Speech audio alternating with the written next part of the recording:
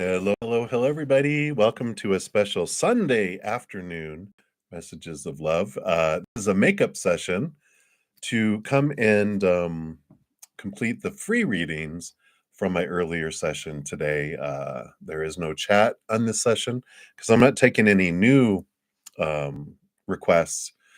Uh, this is just to complete all the ones that I didn't get to this morning, which I didn't get to any free readings in the first session. So I so grateful. I mean, so much of my sessions have been many donations that I end up coming back on to complete the free readings, which I love both because donations are how I live. And so I'm able to do all the free things I offer because of donations. So a big thank you to all of you that donate, all my monthly YouTube channel subscribers, and anyone that purchases any of my uh, things that I offer, all of my personal readings, my hedges of peace and love, my astro readings. All of those are listed in the description box if you're interested. But a big shout out. It allows me to live my dream and allows me to do this. And I know not everyone is able to make donations. That's why I do love to come back on and serve my beautiful, amazing community and provide the free readings. What else? Thank you for all the thumbs up that you give the videos. It does definitely help spread the Zen love, and you're part of the love tsunami. So big thank you, thank you, thank you. And after I'm done, I'll post a comment listing the order in which all of the readings were completed so you can zero in and find out where your reading is more easily. I think that's it. So let's get into it. I'm going to continue to use the Naked Heart Tarot. And excuse me, we'll start with I can't say I left off because I didn't even start the free readings. The first one is New Love. So New Love, you are up first, and thank you guys so much for all your patience in receiving the free readings. All right. So you want to know, should you be on 50 or 75? It's a substitute when you're going to therapy sessions. All right. If that's some sort of medical thingy, of course, disclaimer for all readings, I'm not a licensed medical practitioner, counselor, lawyer, financial advisor. The disclaimers in the description box of the video, so be sure to check that out. Tarot's designed for entertainment purposes only, and everyone ultimately makes their own choices. So disclaimer made. All right. So let's take a look here and see from Spirit. We'll just pull a card for the 50, a card for the 75, and see what energy comes with each, and then you can decide which between the two feels more like up your alley, as they say. All right, well, I think it's kind of clear. 50, we have the 9 of Wands. It feels like that helps you get through some energetic blocks that are there. The 75 is Mother Nature, Mother Nurture, creator, creativeness. And so this is like out of the 50 or the 75, the Mother Earth, the Empress card would be the more, you know, harvesty, beneficial, successful type of energy, the most productive. So I would say that the 75 is what's coming in there, unless those cards mean something different for you. If you look at them and go, oh no, the Earth Mother for me means no, but I feel it's more nurturing, and Mother nurturing is the 75. All right. So that's what they have, New Love, and enjoy your therapy sessions. I loved when I went to therapy. I had an amazing therapist. She was hilarious. We laughed so much. We cried together. And enjoy that. Many blessings. All right. And then Hot Sun. Hello. You wanted to know. So Maddie said there's no woman that he's talking to or into. So maybe the reading meant something else. What are Maddie's thoughts and feelings towards me in the bottom of the deck? So this one, if I remember, it's like the reason why he wasn't talking to you, and this was like friends, right? That I felt like the energy it was coming through is that he was passionate about someone. We didn't say woman. Did he specifically say woman? It doesn't mean that he's not passionate about someone. Maybe it's just not a woman. Uh-oh. But don't wanna out anyone. But, and if he specifically said woman, it's like, wait a minute. But if you're talking to him and he said, "No, there's no woman," then why don't you just ask him, "Hey, why are you not, talking with me anymore as much?" I mean, if you're asking him about his personal life, then why not ask him about, "What's going on? Why aren't you talking to me? Why are you, distant?" And that's the biggest way, communicate. Communication is we're afraid to communicate because 'cause we're afraid of answers, or we're afraid of, uh, people's reaction to our questions and conversations, but if we never communicate, it's really encouraging us to talk about those things. So let's take a look here. I don't know. We'll verify. So I just want to ask that of spirit. So is there what give us clarification around why they're not communicating? No, none of those. Let me shuffle these up again. Interesting.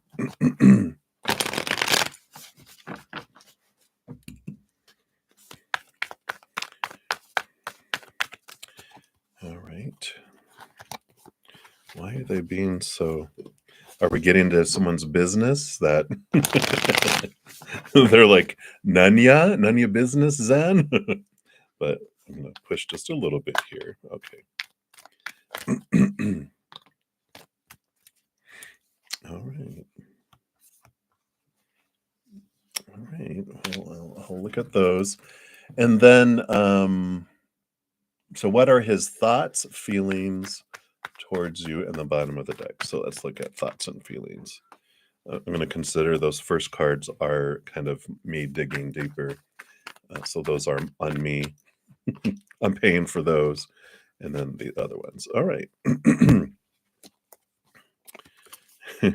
Well, so we'll do the second question first. Their thoughts and feelings. We got the Justice card. We've got the Two of Pentacles. And, both of these are all about balance. You have the scales, and the Two of Pentacles is balancing of the outside world. And there's all this timing and all this trying to see things differently. The Justice card, is that Ace of Swords is to see things differently, and cut away thoughts and beliefs and mindsets. So I feel like they're having this time away. And, so this is saying that he is going through some big realization, some cutting away in the cycles of this timing. At the bottom of the deck, we've got a unique card for this deck, which is the Naked Heart. And so I do feel like, their thoughts and feelings for everything, it just this energy of pulling inward to really understand themselves. I'm going to read the Naked Heart, because this is unique to this deck, card number 22, which is connection, purpose, higher self. The Naked Heart message says, I radiate at a pure vibrational level, calling in all that I need at this time to stay in alignment with my path. The universe is highlighting my gifts and asking me to trust myself and my intuition. And as I listen to what my heart needs, my natural essence comes forth to be nurtured, and I innately connect with my calling and purpose. Comparing myself to others does not serve me and will only knock me out of my flow. I was given the exact proportion of amazing, otherwise, I would not exist. My path may not always feel easy, but it will feel right. And when I shine bright and I am the spark to someone else's light, I inspire others. Um, Seeing this Luna Moth message to him, and this is what I feel is saying is, you are brave and you're beautiful. Fly out of the darkness and into your light. So this is what all this, just feels like he's going through like a, um, identity. Is it called an identity crisis where they're really trying to find out who they are, what their heart says that they are, trying to get away from this restrictions of supposed to be, should be, need to be, the fears. And, I don't know, it just feels like there's this energy there. In the Two of Pentacles is this, um, timing. It's like they have this timer, and I need alone time. I need to figure this out, and they feel like withdrawn inward with all of this. Um, and when I get clarity around, well, is there no one there? What is this? Why are they pulling away? I feel like that what we've heard here is a big piece of why they're pulling away, but we've got emotional confusion, we've got Ace of Wands. So we got this divine feminine energy here coming in, the Heart of Wands and the Heart of Swords. And then each of the queens get cups. So there's two parts emotion, one part swords, one part wand, with a lot of emotional confusion and stuff going on. So I just feel like they're going through this identity crisis. I just feel like all of this here. And I don't know, when you ask somebody and they're not ready to say things, they will say what they feel they need to say to feel safe too. But I don't know. So that's what your message is. I don't want to get too personal. I feel like I'm being cautioned not to dig too deep. Um, so I'm not going to. But I think you get what I'm putting down. You're picking up what they're putting down. All right. So that's what's coming in. So we'll see. All right, hot sun. Many blessings to you. And then it's me, Anjali. You are up. So you wanted a love reading. Let's take a look here and see. What does Spirit want you to know about love?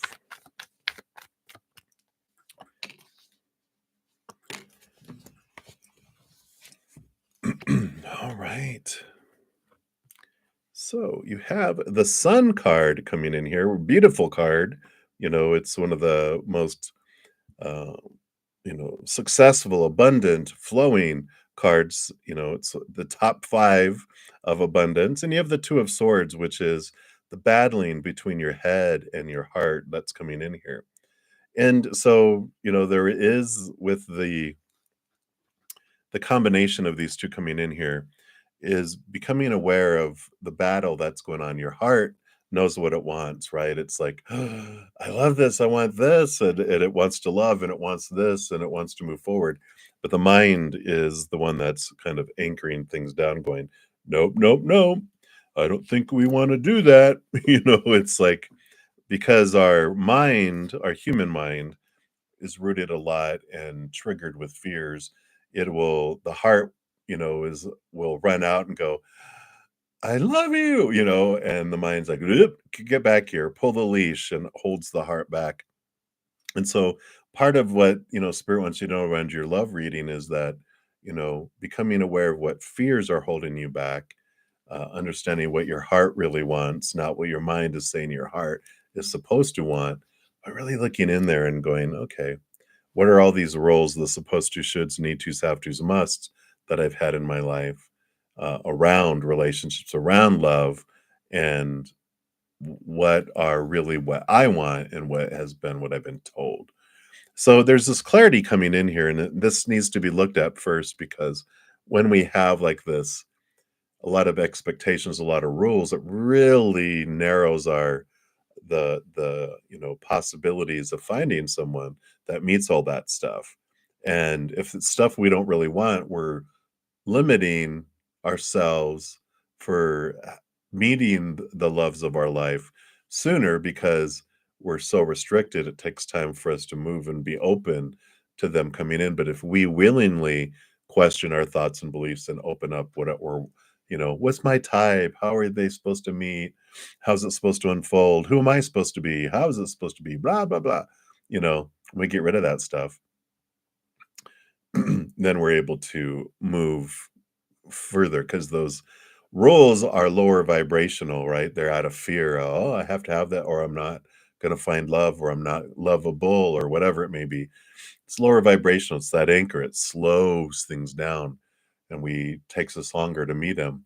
When we raise our love vibration, getting rid of those thoughts and beliefs and emotions that don't serve us and all of that. So we raise our love vibration. spins it and brings it in faster. So that's what they have for you right now. It's me, Anjali, and many blessings to you. All right, and then Mega, you're up. Will you get to reunite with Pavan? And if yes, when? Let's take a look here. So, is there a reunion? I was going to say a reunition. Let's take a look here. You know, with these cards coming in here, you've got the Hermit card, first of all, coming in, which is, by ourselves. So when I get this card asking about reunion, that is, a no, that we don't reunite, and the reason behind that is, we got the Devil card energy, which means there's a lot of discrepancy and a lot of, fears that, probably within both of you, but more so them, that they're really tied to some old ways of thinking, some old ways of being, and those directions. And there's this. It would just like take so much work for a union to come together, while we're still looking at lower vibrational experiences or energies. Then we're going to continue to do what we've always done and get what we've always gotten. So reunion is like pointless in that case, because it's just going to end up doing the same thing all over again. But do not give up hope. You actually have the hope card, for love anyway, not for them, but for love. You've got the star card, which is dreams come true, and the ace of wands, which is new passion, new interest that comes into your life. And just remember, that we always get upgraded. We never go, oh, that would have been so nice to be with them, but I'll settle for that. No, it's always, well, that didn't work out. I learned a lot about myself, and wow, who's that? And it's whoop, it's someone that's more compatible. And then if that doesn't work out, it's someone more compatible. We always end up with upgrades, because we change, we draw in things that are higher as well. So that's what's coming in for you, Mega. So no reunion with Pavan, but worth the heartache of and the missingness in the morning of that relationship, because something more amazing comes in, even more amazing. So that's what they have for you, Mega. So many blessings to you. And I apologize. My sinuses are really bugging me today. I need to blow my nose. I'm so sorry.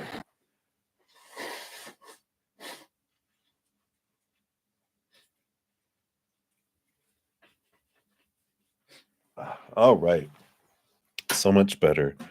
When you feel it draining and you just know I'd rather turn around and blow my nose than you guys to get grossed out by something coming flying out of my nose. All right. So that's what they have for you. So, all right.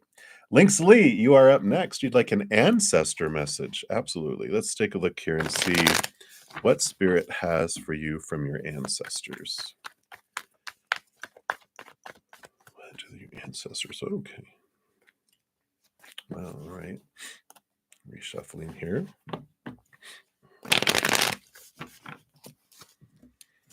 Okay. Ancestor, that one and that one. Okay.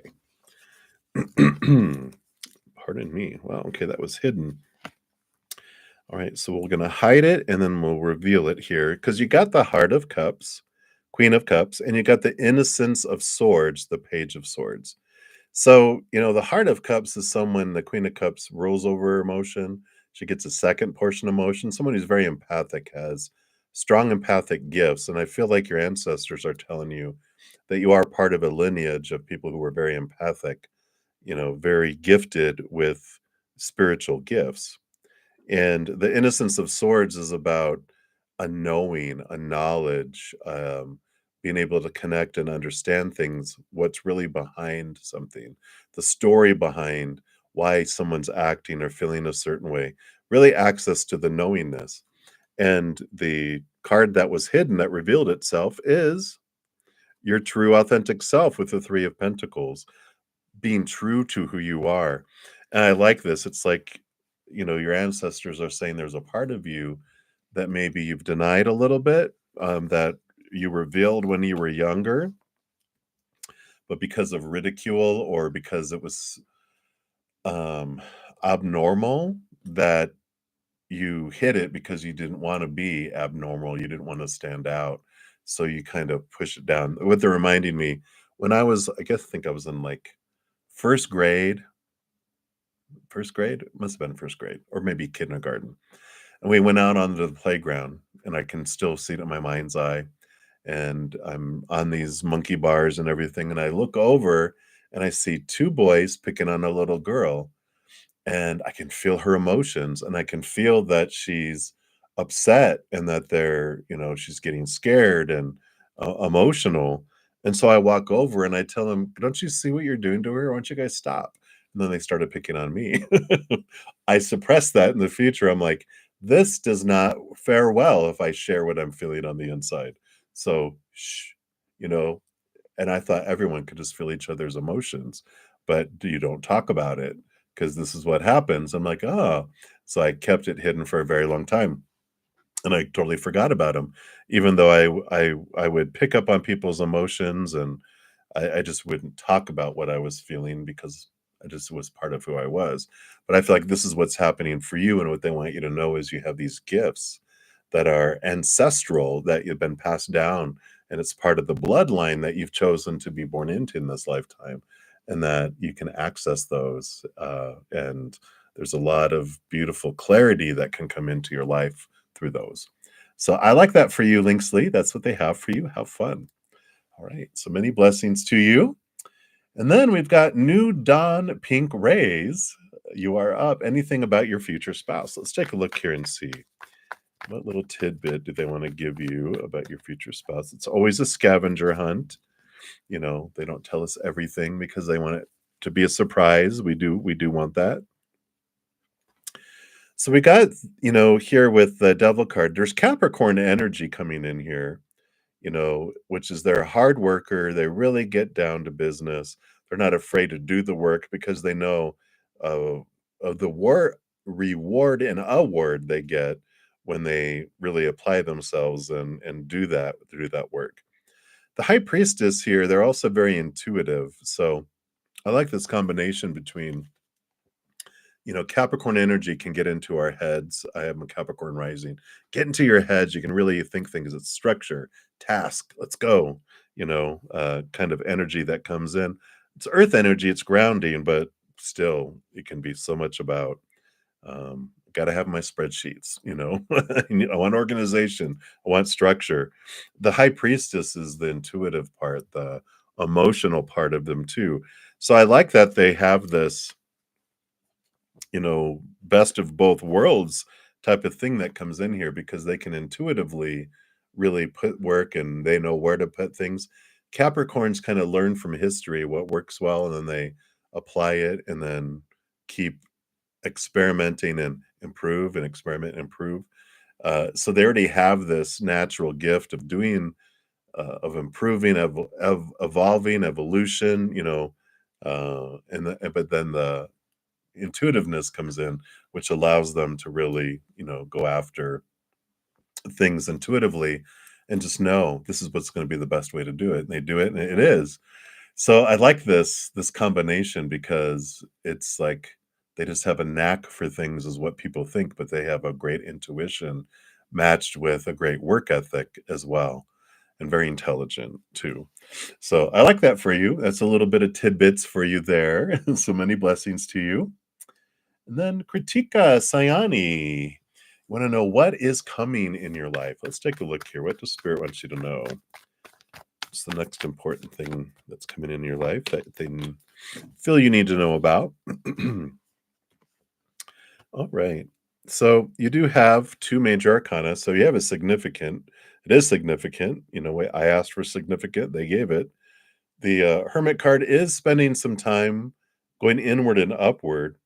And, this is a restful time because the Earth Mother, the Empress, is also Mother Nature, Mother Nurture, taking care of you, taking care of your health, getting out into nature, looking after you, putting yourself first. And the Hermit card is, you withdrawing, connecting with spirit. But both of these cards talk about a time of refreshing, recharging, reflection.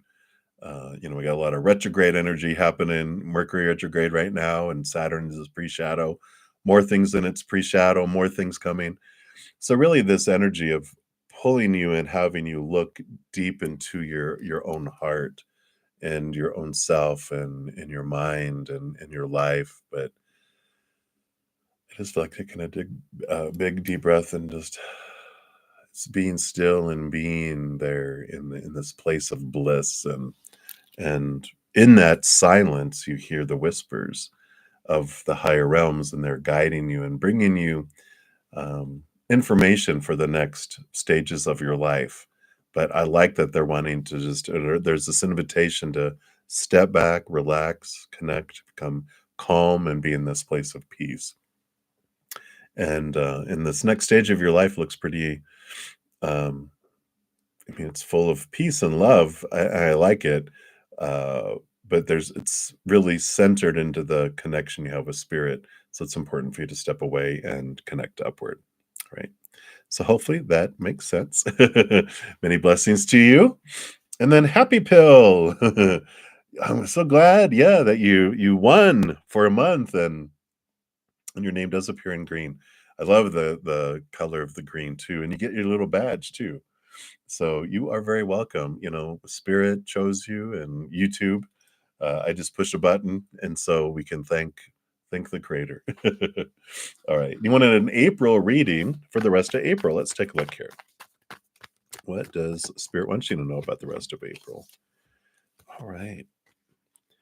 Definitely, if you've had anything that's been stagnant, you got all this moving happening here. You got the Ace of Wands, which is a new energy, a new passion, new ignition of movement, action, decision, being aware of where you're focusing your energy, because it is definitely growing, whatever you're focusing on. And you have the movement of cups, which is the Knight of Cups, movement of emotion, movement of, they're on a quest for this Ace of Cups, a quest for higher love. And, this combination, it feels like there's this spark of pursuing your dreams. Like, what does your heart want? And you're pursuing it. You have this new ignition stepping forward. And so you can do planning between now and the 22nd, I think is when it is. Like the Mercury retrograde, it's a good time, to reflect on things. And then, but it's difficult to launch stuff. I was close. It was the 25th of April is when Mercury goes direct. So, you can look at it as like you're launching a boat. When the tide's coming in, you don't want to launch a boat. That's a retrograde, Mercury retrograde. And then you're like, okay, you mend your nets, you make plans. And then when you have, when the tide starts going out, which is when Mercury starts going direct, the more you go further away from the 25th, the easier it is to launch, the more successful things are to launch.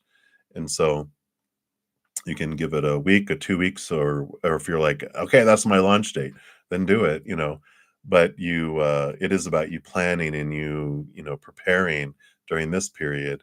And then towards the end of April, if you launch anything into newness, then wow. And if it's something that you've had before that you've taken off the shelf, now before the 25th is when to launch it, because the ignition of the resurrection of old things is very welcome during this period, and very blessed, and kind of what do they call it? A blessing upon it, that it unfolds much more easier, and it is much more abundant. If it's something brand spanking new, then I'd wait till like the 26th of April and after. Right. So that's what they have for you, Happy Pill. So many blessings to you. And then Julie, you wanted an ancestral message. Let's take a look here and find out what we have here. All right.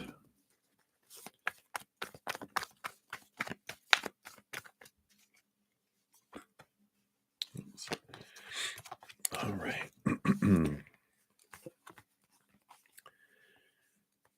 All right. look at all these aces. So you've got okay, let me do it this way. I can't do them all at the same time. We'll do it like this. Er, er, er. So you got the Ace of Pentacles and the Ace of Swords, and you have the Five of Swords. This is the battling, the conflict you have going on in the inside.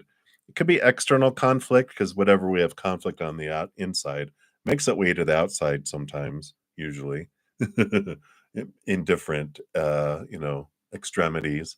But, with both the Ace of Swords and the Ace of Pentacles, Ace of Swords shows you that you see things from a different perspective, and seeing things from a different perspective makes you less conflicted on the inside, less conflicting on the outside.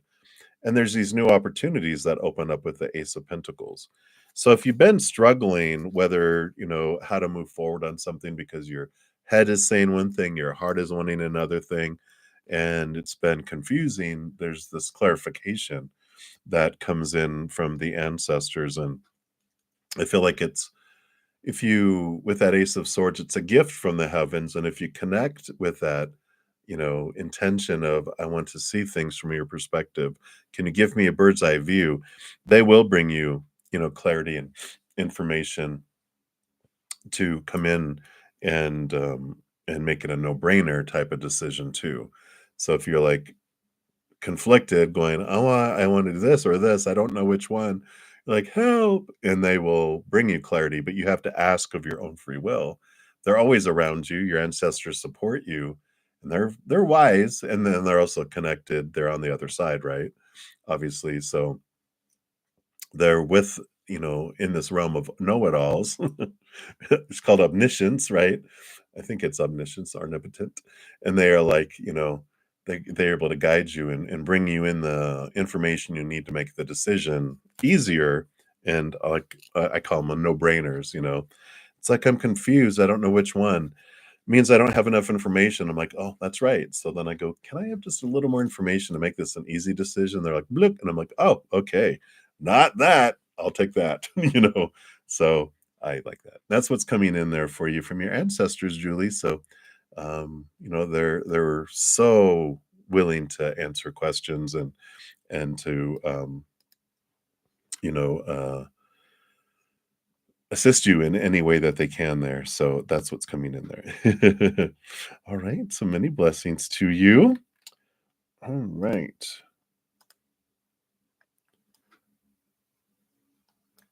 All right.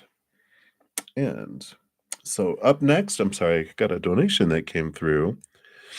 So, Michelle, don't know if you donated and you were wanting a special message. Um,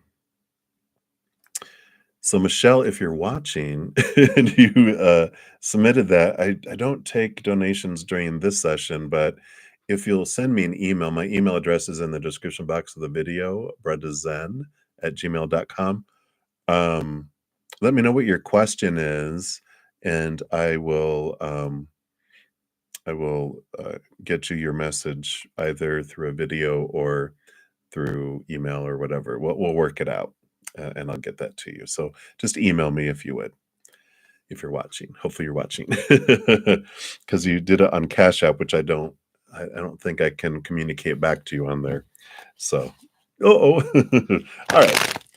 So back to the reading. So great courts, you are up next, and you want any future blessings coming. Which specifically do they want to point out? Because our life is blessings every second, right? I mean, we're so blessed that the sun shines and we're continuing to live on planet Earth. And my heart was beating this morning when I woke up. And I guess that's kind of goes together, doesn't it? It'd be kind of weird if I woke up and my heart's not beating. But yeah, you got some great stuff coming in here. I just feel like, I mean, you got the Strength card coming in here, which is Leo energy. You got the Lovers card coming in here. You got the Seven of Wands that also wanted to be seen, which is like having a spotlight on you and being seen. And the Fool card, which is ending of old cycles, new beginnings, new birth.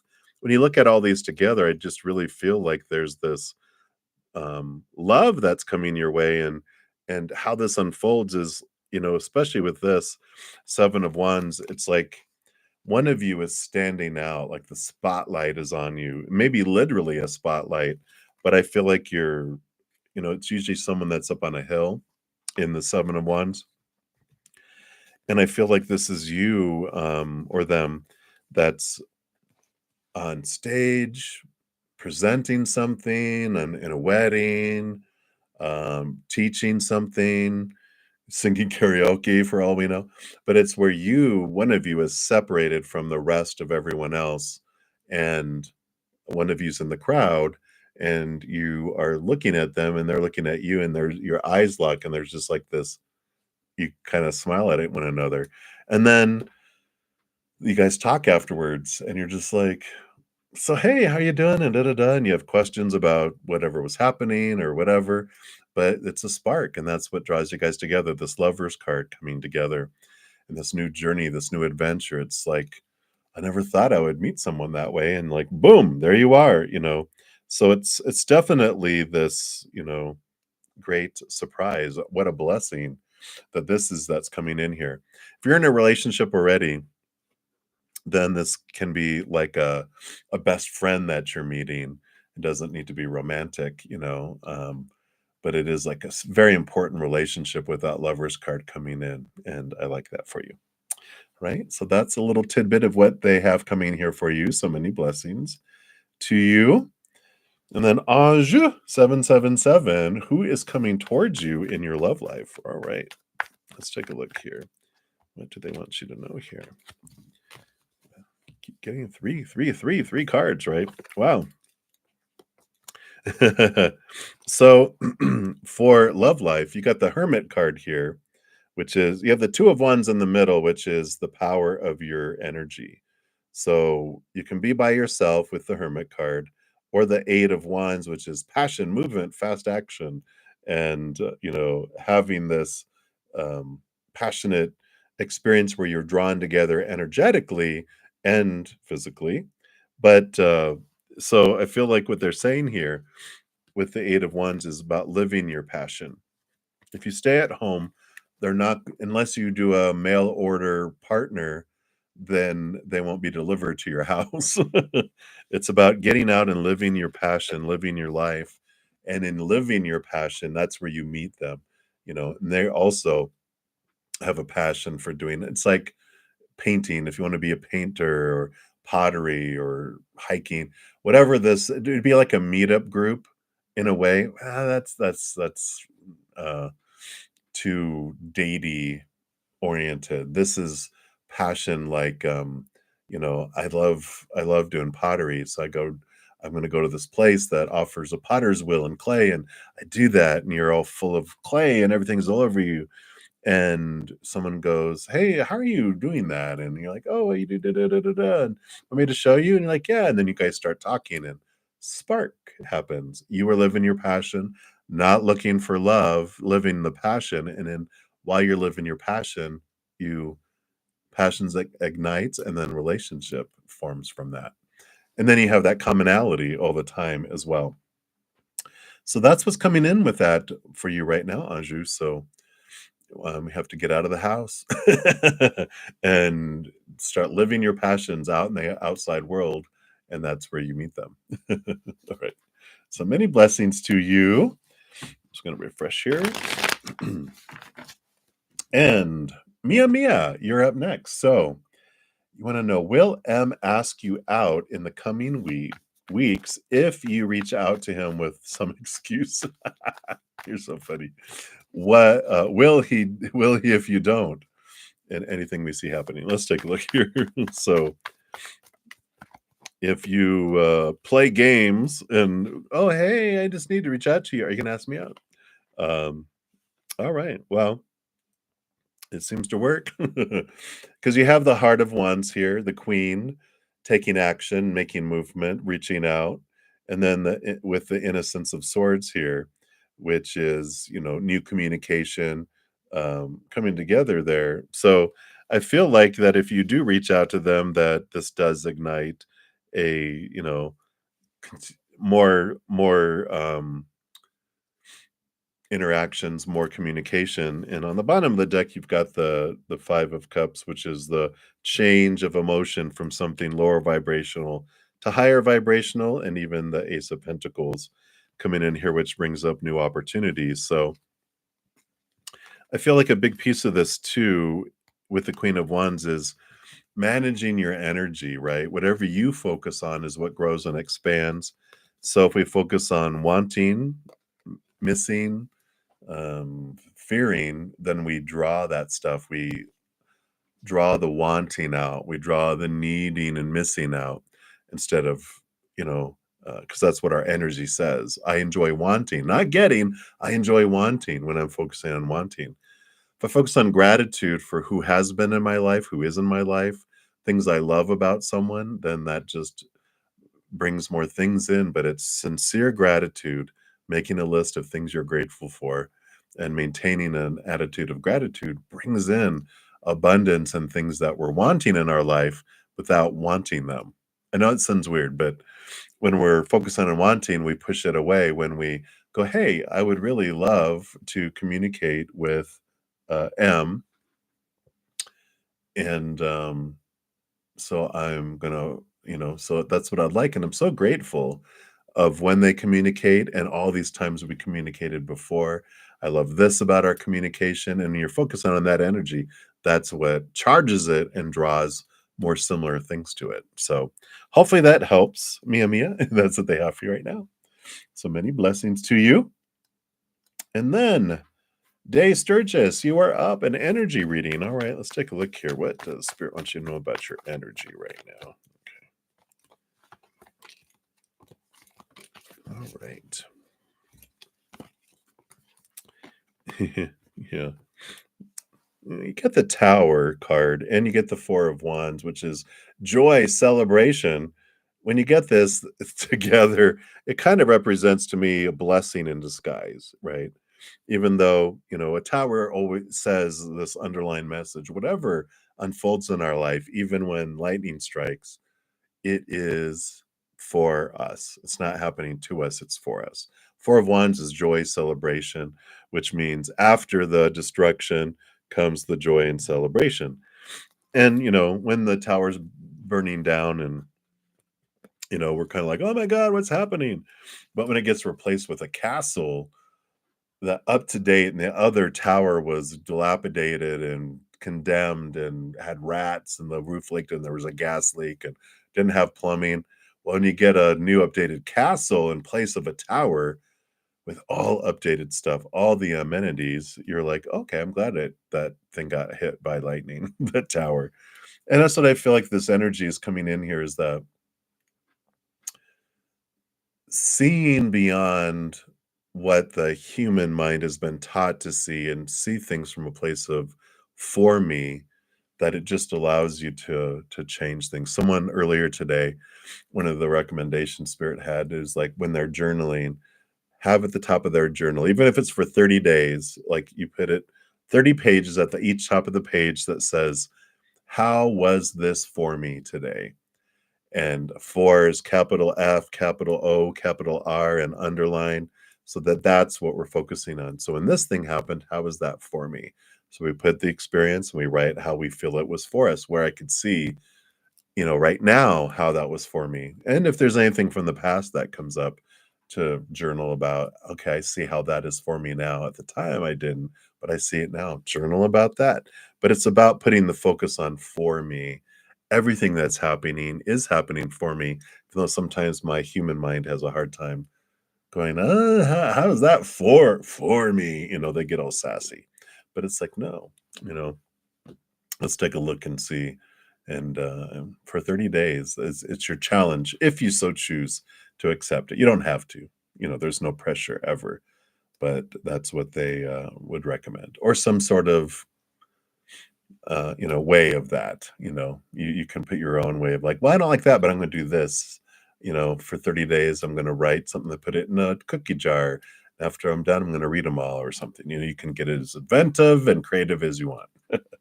All right, so that's what they have for you, Day Sturgis. So many blessings. And then Ateshi Singh, you want to know, what does SP think based off social media accounts? Uh-oh. Danger, danger. Let's take a look. So what is going on? And based on their life too, because they're seeing through their own eyes, their own conditioned eyes, right? So who knows what's going on in there? So we've got two major arcana here. So they see here cycles with the universe. The world card is what it's normally at, and it's the ending of old cycles, beginning of new adventures. The Leo energy that comes in here, I feel like they focus more on Leo kind of qualities of looking at um the beauty of things, and they are more focused in on this, seeing how you've recreated yourself over and over and over again. I mean, I just feel like they see here there's this, Leo energy. When it's lower vibrational Leo energy, it's all about me, me, me. It's the me, me, me's, um, kind of energy. And that's we all have a lower expression, higher expression of all our signs. Lower expression is, I got to be seen. I got to be seen. And I feel like a part of them is like, well, I need to post more stuff. I need to do more of share this stuff of mine. So they made it a little bit about themselves in a way with all of that there. But I just feel like they're seeing how you've changed, and they're seeing the progression when they look at things. And so it's more observation, and then also a little bit of self-reflection for them in a way where they're like, "Oh, I'm gonna post that stuff about me.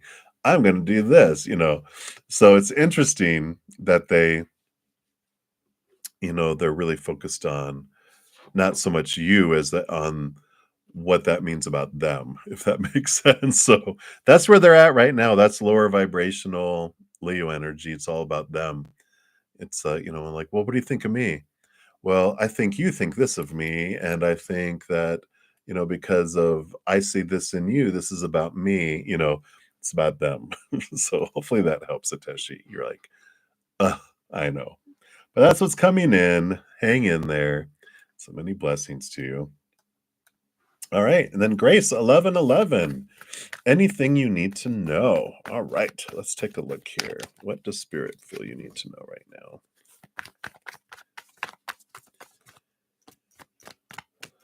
All right. That one and that one. All right. So you have a new opportunity for heartbreak coming. I'm just kidding. That's not really what it is. You're like, what? Are you paying attention? Just making sure you're paying attention. But, the Three of Swords is the heartbreak, disappointment, type of card, but what that means with this Ace of Pentacles is new opportunities, new ways of looking at your worth in relationship to the outside world. So this is all about that you're looking at this. These are the things that have kept you from having new opportunities and moving forward, because there's some fears of being hurt again, some fears of being disappointed again. And that can be in the three areas of the three different swords: relationships, situations like jobs, education, and things, our bodies, our bank accounts, our possessions, right?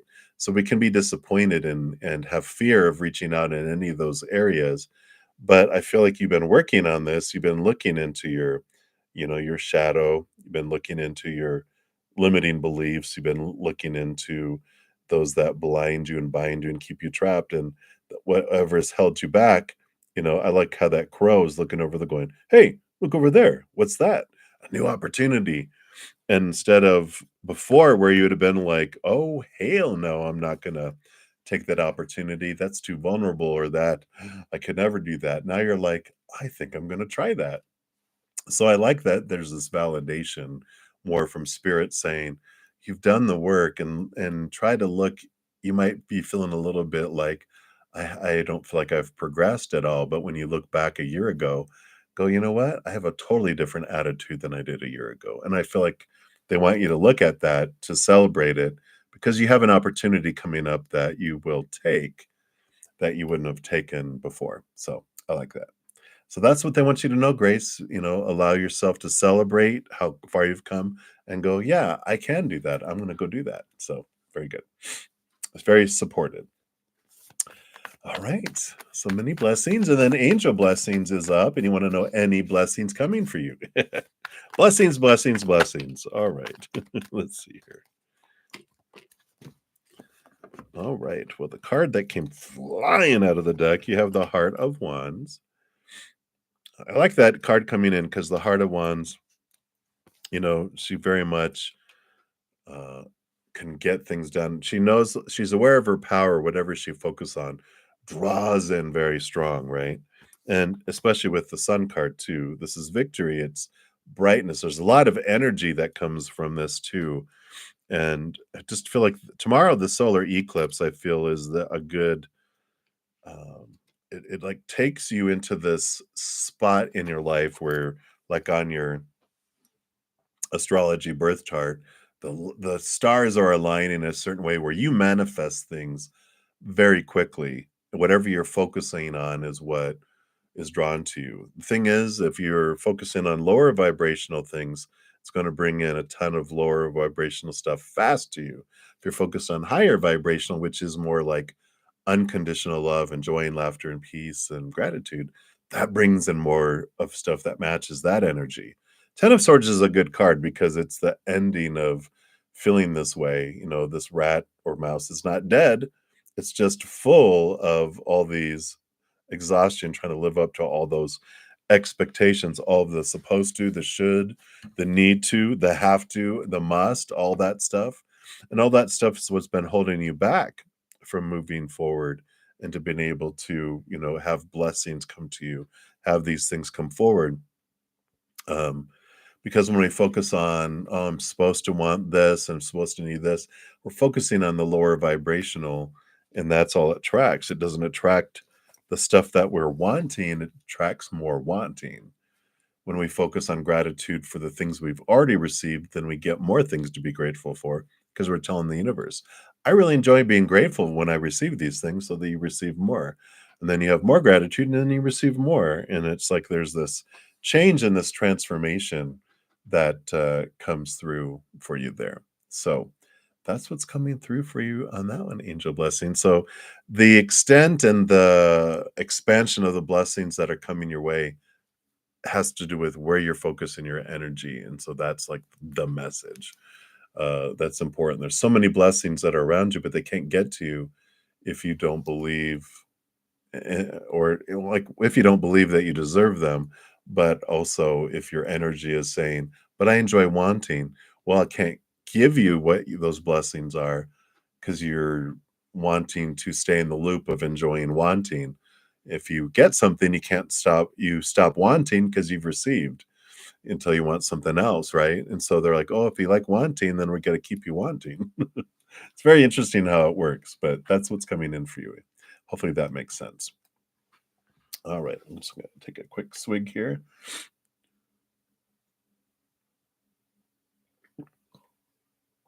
All right. So, Goldie, you are up next. And you want the April month for you. Thank you guys so much for your patience. I still have, let's see, was that 5, 10, 15, 20, probably 25, 30 more readings to go. So hang in there. I will post a comment at the end listing the order in which they were done, so you can find your reading more easily too. But thank you guys so much for all the thumbs up you're giving. So Goldie, April month, what does Spirit want you to know? All right. All right. Let's see here. Sorry for my sniffling. My sinuses are working overtime. Let me know that there's pollen outside. They're so helpful that way. So April feels like it starts off looking like, oh my God, but it actually turns into something very nice here because you got the Seven of Cups, which is some emotional confusion, maybe some drama going on around you emotionally. And then the Seven of Swords, which is you becoming aware of your own thoughts and beliefs, and maybe others too, have been deceptive and thieving. And I just feel like there's this, whatever this, you got two sevens, and sevens are like this energy of conflict, right? If you think of six, three on each side, there's this wonderful flow, right? There's no um, clog in the middle of the pipeline there. But if you make it a seven, blunk, there's this big boulder which you have to deal with to get past it. So it's like here in your life going, you got to look at me if you want to go anywhere. And that's what kind of is happening in April is you got to look at these things or you can't go anywhere. But you do.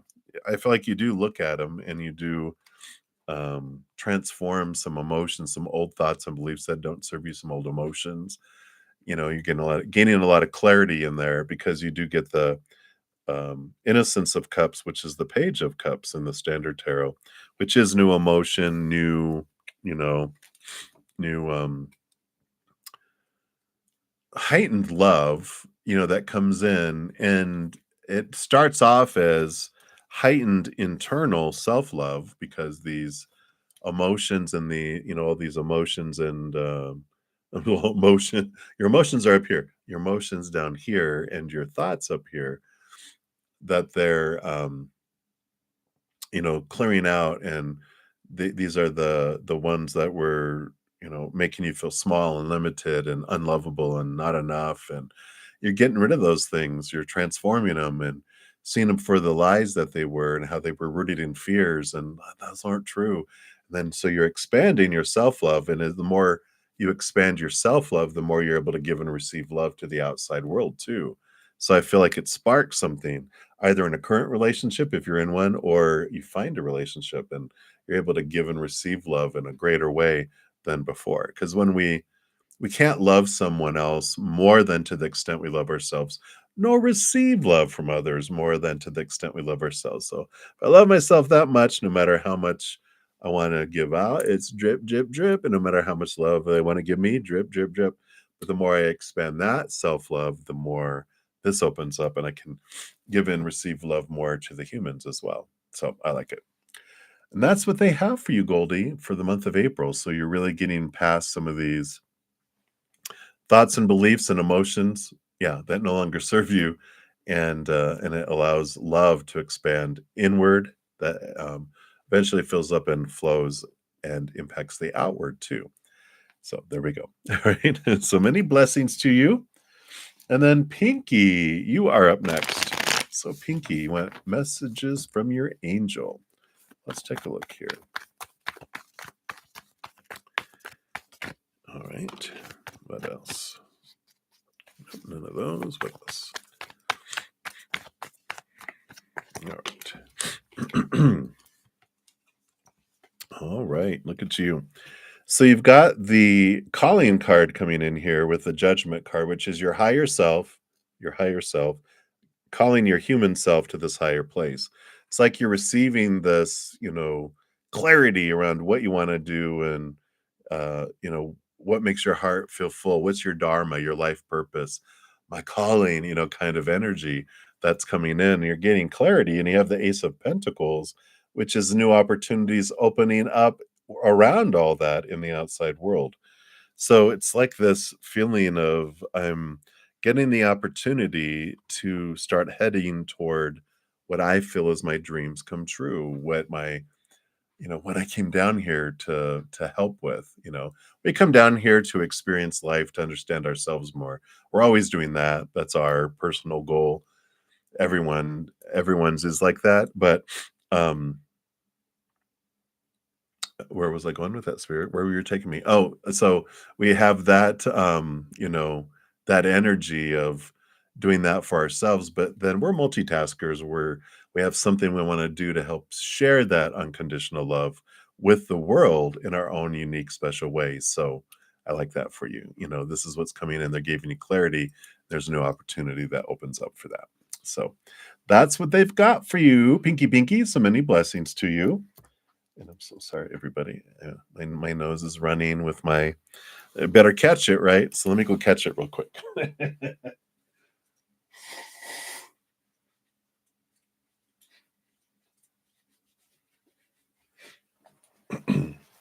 So thank you so much for your patience with my allergies today. All right. And up next, we got a newsry. So, a newsry, you have a love reading. Let's take a look here and see what spirit wants you to know around love. What about love?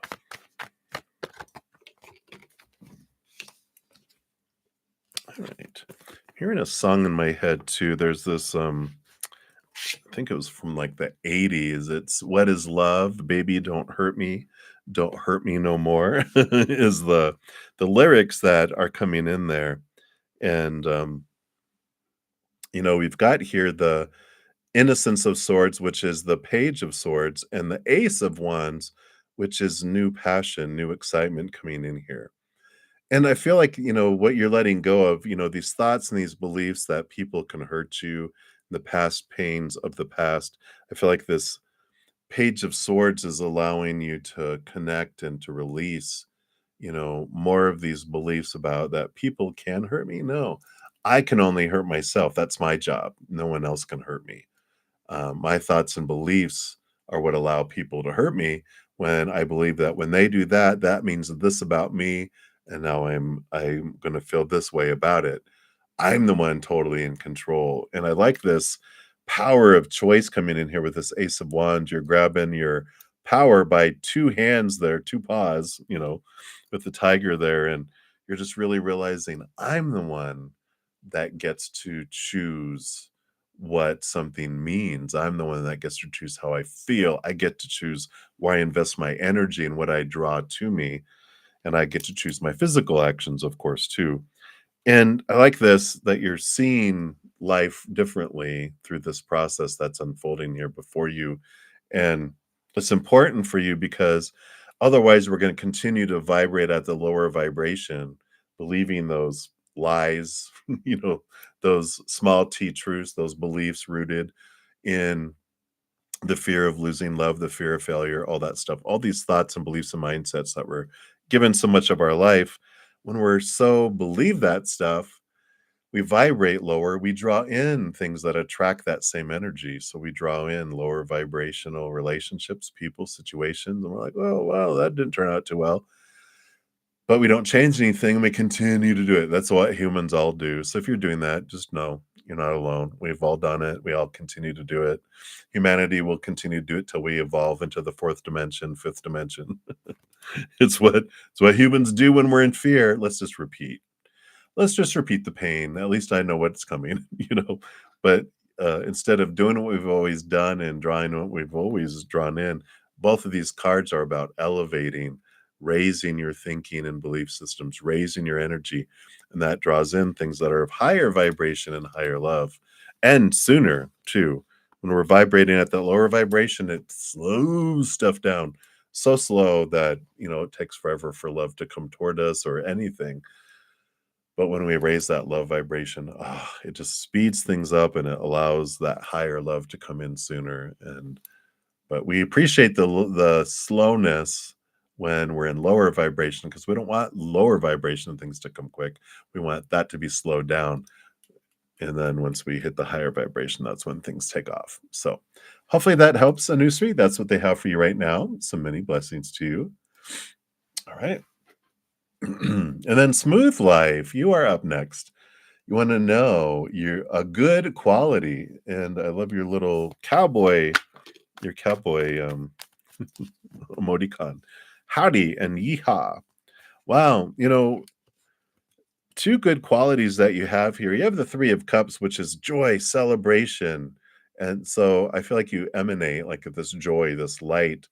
And with the Eight of Wands, it's very similar, but you're very energetic. You have a lot of energy. You get excited about things for yourself, but for others, and like endless, boundless energy. You can constantly be on the go, it seems like, and you're able to really use that energy to help people if you want. And, so if someone is having a hard time, you're able to go over and really just energize them, through this joy, joy, joy. But also if they need help with something like, oh my gosh, I got to pack this stuff up before you're like, you go, all right, I'm on my way. And you're all, let's go. You're just like the Energizer Bunny. You can just go and go and go. And there's a lot of passion that way too. So, that's a good quality, Humans definitely enjoy passion, and so there's a lot of that. And passion can be expressed both in intimacy, but in passion for life. And so they see that you're just there's no there's no slow motion for you. It feels like there's you're joy and happy, and it's a pure joy, but you also have this, go, go, go, go, go, go, go, go, go energy. And they're like, you need to slow down. And you're like, I am slow right now. Have you not seen me? I'm the next Flash. Psh, So I feel like, these are good qualities. People are like, wow, I wish I could, you know, bundle some of that, bottle some of that energy. And, but they like it. It's very positive. So hopefully that resonates. But that's two things that they have for you right now. So many blessings to you. And then cutie, you want messages from the person on your mind. All right, let's take a look here. What does the person on your mind want you to know? All right. So, we've got here a lot of thinking. Are they a big thinker? Because we've got the Four of Swords, which is peace of mind, mental stability, and the Sage, which is teacher, but also, you know, um, it's their higher self calling them to this higher place, really trying to find the capital T truths of life and to do that. And I feel like, the the messages that they're bringing through is, seek higher. It was almost not Hitler, seek Heil, seek higher, and see things from a different perspective. Allow yourself to step out of the fears and the old ways of, well, this is how it has to be. Open mind, get higher, allow yourself to see things from a higher perspective, which you can do through your heart. You have the Naked Heart here, which is a card that's unique to this deck, and it is about stepping into your power of who you are and your vulnerability, and um, allowing yourself just to see things through the eyes of love, unconditional love, and starting with yourself first. Oh wow, I like that. So of course you get to see yourself as this amazing perfect being through the eyes of creator and through the spirit world. And I feel like that's what they're wanting you to look at is, look at yourself in this way. You won't don't look to the outside world. Don't look to me. Don't look to me, meaning them, or me, represent. Don't look to anyone else, any situation, anything to define you. Find your self-worth inward and upward, where you find that you are priceless, rather than look to yourself to the outside world, which is retail price, which is when what value do I have to others? We end up on the clearance rack, right? Here we're priceless, there we're on clearance, 90% off eventually, right? Everything must go. But so I like that message from the person on your mind. They're like, don't look to me to define you. And I feel like that's more from their higher self than it is from like their human self, of course. So that's what's coming in there for you, cutie. Hopefully that makes sense and resonates. Many blessings to you. All right. So, Brittany, you are up next. What are Dwight's next actions towards you? Let's take a look here. Ooh, right. What are their next actions towards you here? Okay. You got a countdown happening here. Whoa, what's going to happen when we get down to one, right? So you got the Chariot card, which is the power of choice card. They're going back and forth, indecision that's coming in here. And we've got the Six of Wands. So on one hand, here's another horse, more action, more movement. They, want to act on their passion, of course, because they feel like the passion desires are equal here. Here's the six, then you get to five. A change of emotion coming in here, and then the Four of Pentacles. So 654, the Four of Pentacles is looking for stability in the outside world. So in between the four and the six is where the the what's keeping them from doing next actions here, where the indecision is coming in, has to do with an indecision within the heart, because I feel like they're focused in on lower vibrational energies, looking into their, you know, the sadsies, the pain, and I feel like it's a little bit of each. I don't feel like they're super attached where they can change their focus with that. I don't feel like they live there. Sometimes we can have someone who is so attached to their pain because it became a part of them, or they get attention because when they're in pain, and so they stay in that because why would I want to give that up? Until they have something that they have without the pain, without those things, then they wanna stick and keep on the loop of the old stuff. But this is where I feel like they're changing, that with this 5 of cups, I feel like they're realizing, I usually get the darker, low vibration attention when I'm in pain, which, it's like the middle child in a in a, you know, maybe they are the middle child, but it's like having a middle child. They don't wanna battle the older and younger sibling for all the attention, the positive attention, so they go for the negative attention, and I feel like this is what they used to do, and they're just tired of going for the negative attention. They want the positive attention. So things are changing, but I still feel like they're in this pocket of indecision right now with those chariot. Uh, and it doesn't I don't see an answer yet, so decision hasn't been made, or it's a you need to know, we don't need to know that yet. Part of what you're learning and growing is the not knowing piece. Yay, we like that, right? So hopefully that helps a little bit, Brittany, at least understanding where they're at, what's going on in there, right? All right, so many blessings to you. And then soul searching vibe, you are up. Are you aligned with your soul purpose? Always, always, always. We're always aligned with our soul purpose. And because we're here to experience, we're here to understand ourselves more deeply. And every second we are experiencing. So we're always on mission with our soul purpose. Now, usually, and that's good to know. I think we look past that going, "Oh, yeah, I know that. We're living life, blah, blah, blah." But what's more, we feel like something else is more important, but that's the whole reason we came down here. We didn't come down here to fill like a soul contract and, you know it's like, you know, some sort of, agreement that if we don't do it, "Oh, I have to keep coming back until I do it." That's man-made. If there's anything fear, anything judgmental, that's of this world.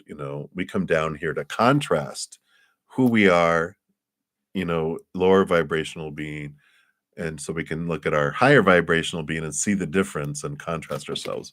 It's like this tapestry here. It's all, it's beige, and if it was all beige, you wouldn't see the design that's down here, right? But because our shadow, we're experiencing it, we can see that design more beautifully and more distinctly. That's why we come down here, and it's like, all right, we're doing that. But it's like going to school, like college, going to college, that's my goal, is I'm going to college. But I might do a work study program to help pay for it, which that we don't have to pay for our life here, but just roll with it for a sec.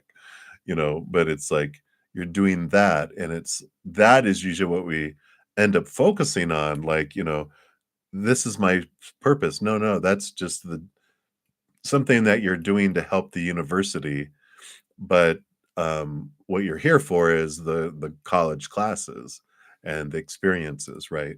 So you're always in alignment for that, and I feel like that's important for you to know first. And I feel like that was for more than just you and me. But so I feel like what you want to know is, all right, I know I'm doing this, but so as far as what I am wanting, how I'm uniquely wanting to share this unconditional love with the world, the job that I'm doing, the this, it's not really a life purpose, but it's what is the how am I wanting to express unconditional love to the world, right? How am I doing at that? How am I doing at how I'm wanting to do that, right? And so I feel like that's what really we're getting into. I feel like it was really important for you to know all that though, because it takes the pressure off. You're like, yeah, that doesn't define me. That the job doesn't define me. It's something I'm helping with, something that I'm doing and helping promote things, to the world.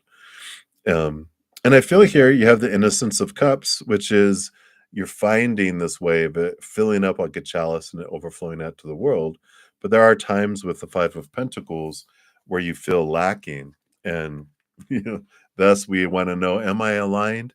I feel like I'm not. I feel like I fear that I'm failing. I'm fear that uh, you know, I'm failing the mission. So I like that. They're like, no, you're always on mission. You're good. If you want to, am I doing this to the best of my abilities? Always. Is there anything I can improve on?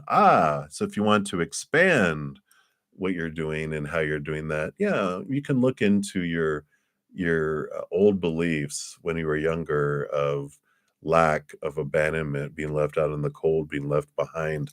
And as you're, you know, um, realizing that, that experiences came from humans, because humans are where we experience abandonment from when we're younger, these feelings of abandonment. And we can never be truly abandoned because we are unconditionally, eternally loved by a large host of beings. And we realize that, oh, so human, all of us human, when our little inner child feels unsafe and out of control, we will go into fight or flight mode and survival mode, and we will take back whatever we can. That's where abandonment happens. I need all this for me. Bye. But creator and spirit they don't go into fear. They don't feel uncomfortable. They have endless resources. They don't need anything like we do. And so they don't, pull things back. In fact, we discover they're the ones who bring us our sustenance in each moment. They might bring it through human beings, but creator and spirit are who bring all of that to us. And it's beautiful because you do have this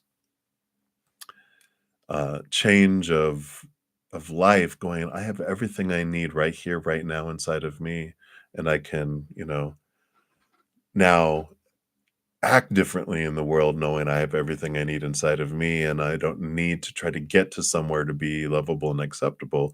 I can simply be and let my beingness roll out to the world, and everything's beautiful. So hopefully that helps a little bit, soul searching by. But that's what they have there for you. So many blessings. All right, we're continuing down the list here. We still have quite a few. Let's see, 5, 6, 7, 8, 9, 10, 11, 12, 13, 14, 15, 16, 17, 18, 19, 20, 22. I still have about 25. I think I miscounted earlier. I do have about 25 left still. It's like Jesus and the fish in the basket. They just keep multiplying, even though they're screenshots. So thank you for your patience as we're getting to the free readings here. Let's refresh the cards here. Just going to take another sip here.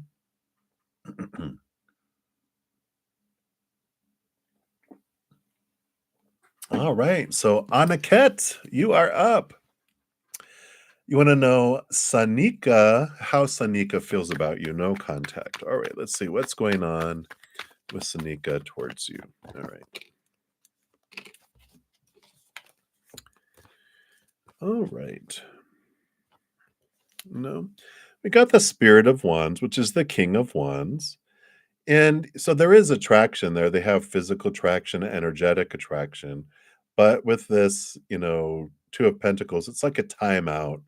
They're looking at the cycles of their life, the cycles of time. And the Spirit of Wands has this energy of really wanting to get some organization around their life and wanting to know what is it that they want and putting form around it, putting structure around it and taking action on their life. And so I feel like there's this passion and attraction, but I just feel like they're so driven from the outside world for some reason with this king, this particular King of Wands normally doesn't bring that to me, but it is now. And it's like they're just focused on I want to get out there and I want to, I got to do this and this and this and this and this and this.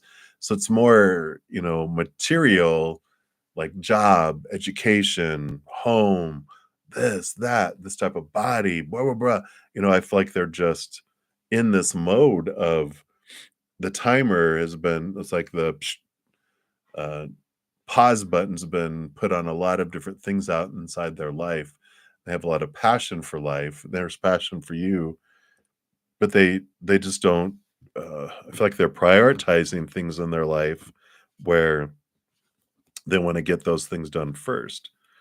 And you know, y- we, there's no blame to be given, but we can kind of, you know, I forget how they phrase it. Stock that up or look at it that this happened because of how they were raised. They're very, I think they come from a family that's very focused on progress, movement, abundance, status, and different things. And they're like, I got to do all this stuff first. Relationships come later. They must be sacrificed.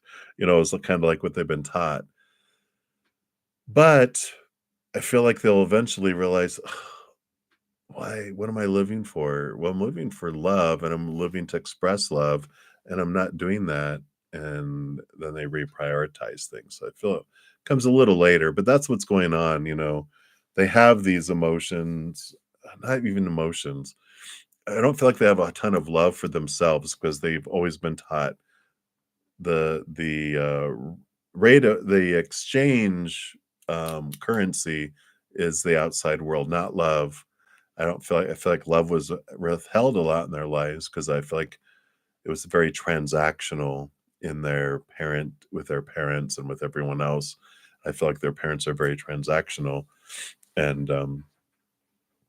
so I wouldn't put it past them that they use them as a piece on a chessboard to bring families together, like arranged marriages or anything like that. I feel like they might be like, my parents don't care about me. I'm just something that, is I know this is who I am and what I'm worth to them. I just don't feel like there's a lot of emotion in their family and a lot of emotion in themselves. So all they can offer is that passion. So hopefully that makes sense there on a cat. But that's what they have right now for you. So many blessings to you. And then Jeep, thank you again for your donations and your free question.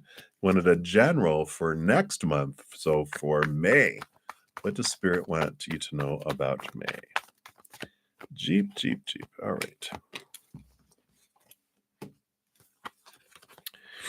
All right. You do have the Devil card, which is a time of inner reflection and really determining what it is you want. You got the Spirit of Cups, which is the King of Cups, balancing your head and your heart, and the timing that's coming in here. This pause and this, it feels like, until you turn the hourglass back over, then things start up again. But I feel like there's this May is a time of some deep reflections, to take some time out and really look into your head and your heart and see where they're disconnected and where they're battling, and then just really realize that if they're battling, then one or both are feeling fear of some kind. And what am I fearing? Let me take a look at that. Let me journal about it. Let me just see what's at the root of those fears, right?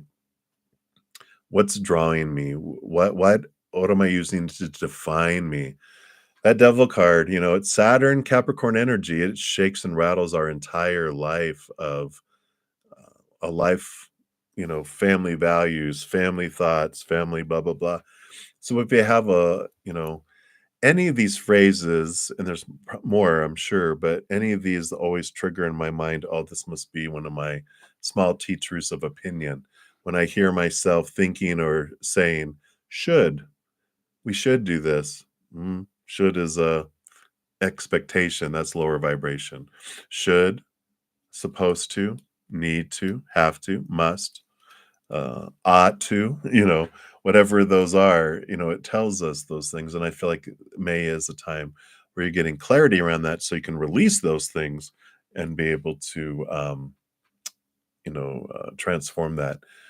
That's where the freedom comes, right? So I like it. It feels very positive for you. It really brings a lot of energy back. And I feel like that's what they want you to know right now. So many blessings to you. All right. And Mars, you wanted advice on moon. Now, you did ask that yesterday. I did answer that yesterday. So if you want to find the video that was on, make sure to check that out because that will give you um, some advice. We'll ask for more. I don't mind asking again. Um, and I know sometimes if people put the same question more than once, I don't know if they are just wanting more of that or they missed their other. So I'm just gonna side what was it? Uh, side on the whatever side on the side of caution and give you extra advice. So moon, we've got the universe card, which is the ending of old cycles, the beginning of new adventures, and the movement of cups is, this pursuit of the ace of cups, the chalice, the holy grail that comes in here. And there's this looking for love in all the wrong places. There's an old song that has that. And it's like looking for love in new places. Ending the old cycles, um, looking at things with less expectations. The universe is the first card, the last card of the major arcana, which leads to the first card of the major arcana, which is the Fool card.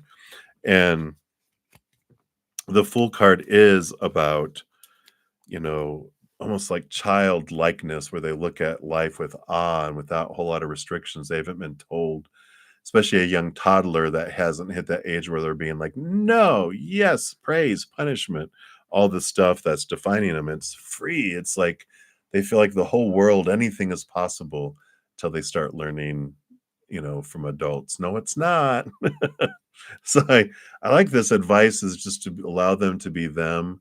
They don't want to be caged. They want to be free and allow it to. And in the meantime, it's like with that pursuing the inner love, pursuing the chalice, the holy grail that we find inward and upward inside of our own hearts. So I feel like that their, advice, on them, is they've got to be a free spirit. Trying to own or possess or manipulate or get them to do anything that they don't want to do, uh, it doesn't work with them. One, I feel like with a name like the Moon, I feel like they are very intuitive and very empathic, and you can't get anything past them. So it's like, why try? So being honest, being upfront, expectations as low as you can, uh, just allow to, if you want to be with them or have anything unfold between you, it is all about just being a journey mate and saying, all right, I don't need a definition of what our relationship is. I just am glad that we're headed together and we're doing stuff together and, enjoying life kind of thing. But I feel like that's the approach that needs to happen. So hopefully that makes sense, Mars. But that's what's coming in. I almost feel like that might be similar to what they got before for some reason, but I do so many readings these days, they all kind of mesh together. All right. So many blessings to you. And then Danny baby, hello, hello. So you want to get messages from spirit? Absolutely. Let's take a look here. Let me just give these another shuffle here.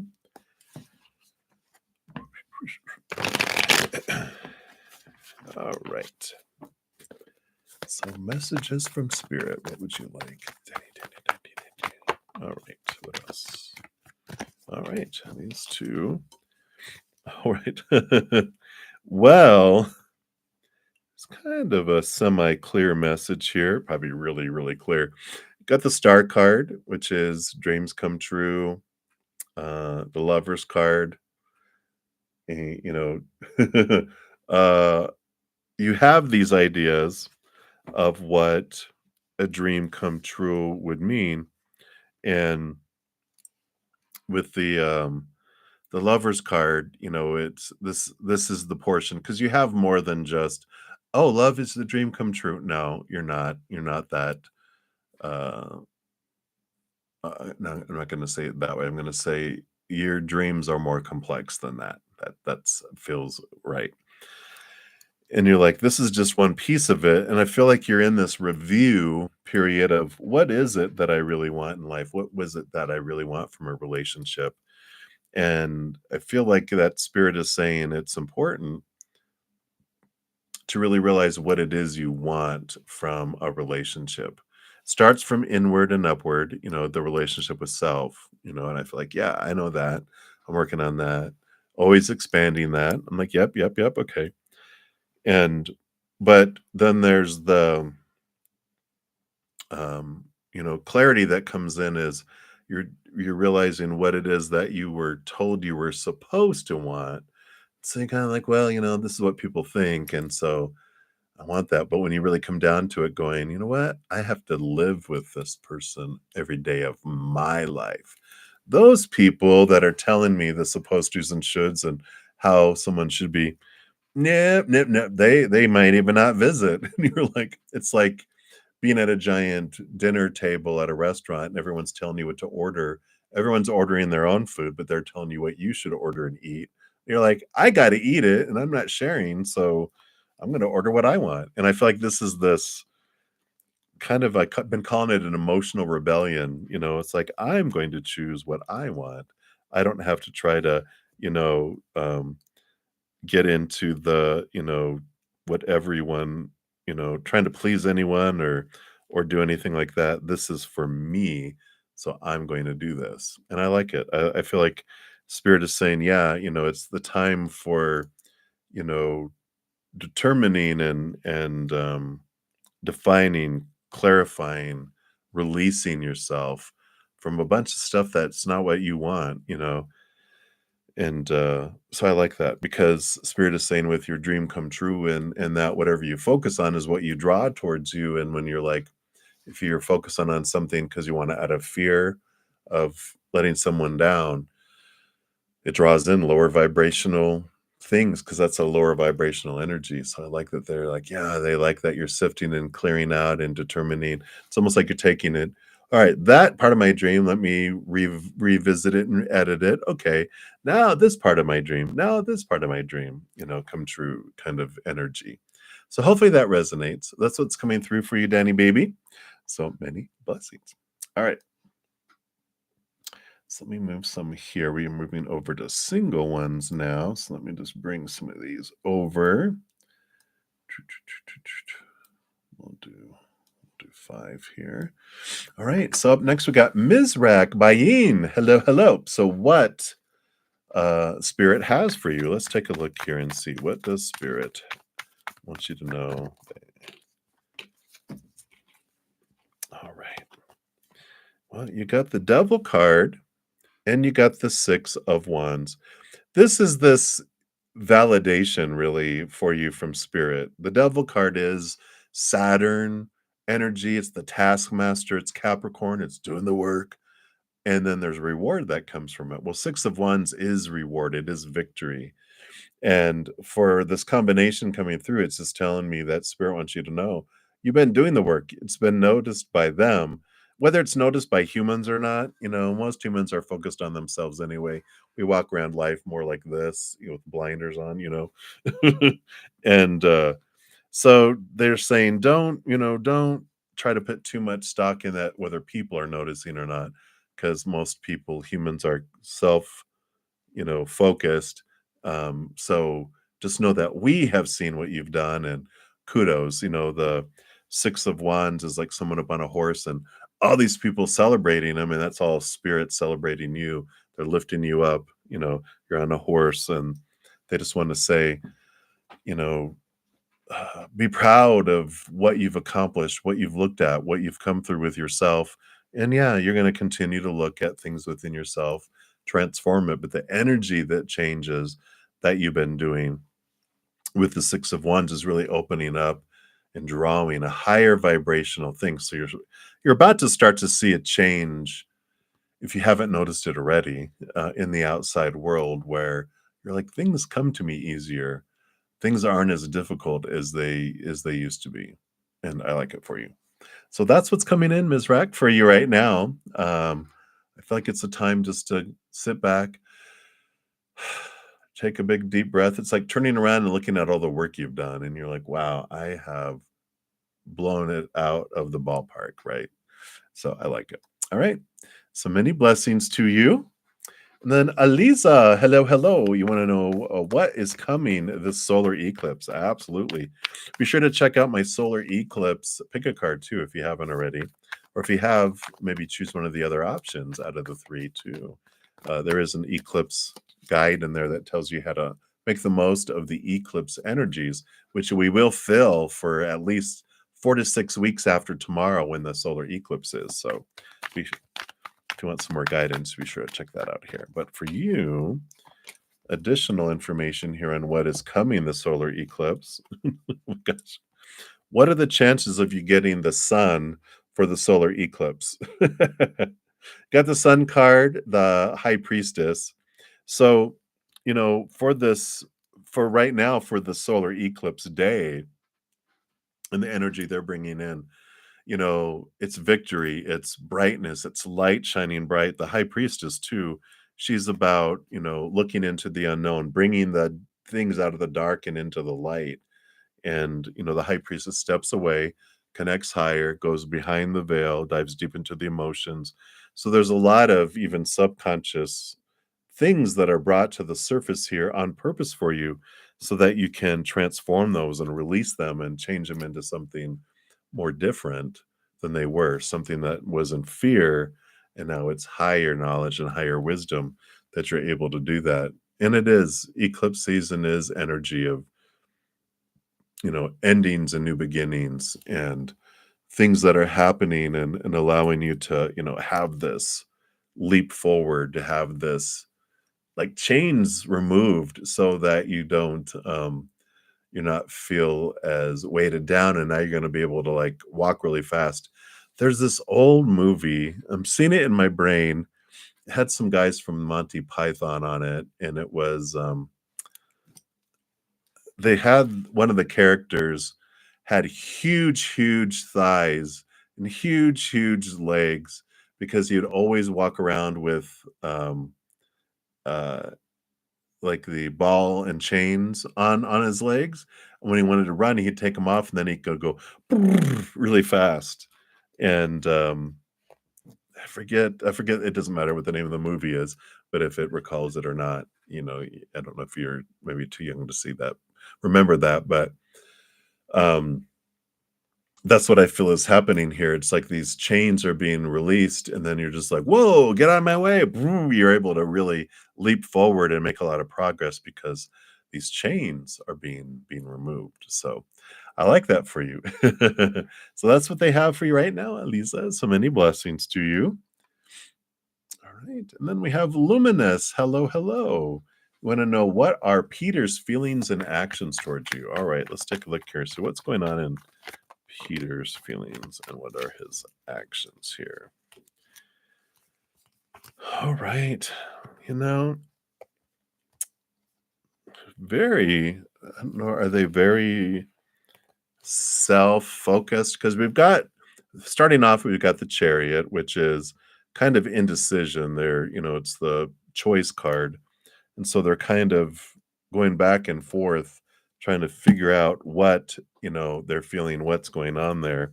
But the reason I asked about, because we got Leo energy here, which this is their human self connecting with their higher self, kind of an internal thing. And the Nine of Pentacles, too, which is the kind of nine is the hermit's number, and the pentacles being the outside world. So this is being by themselves from the outside world.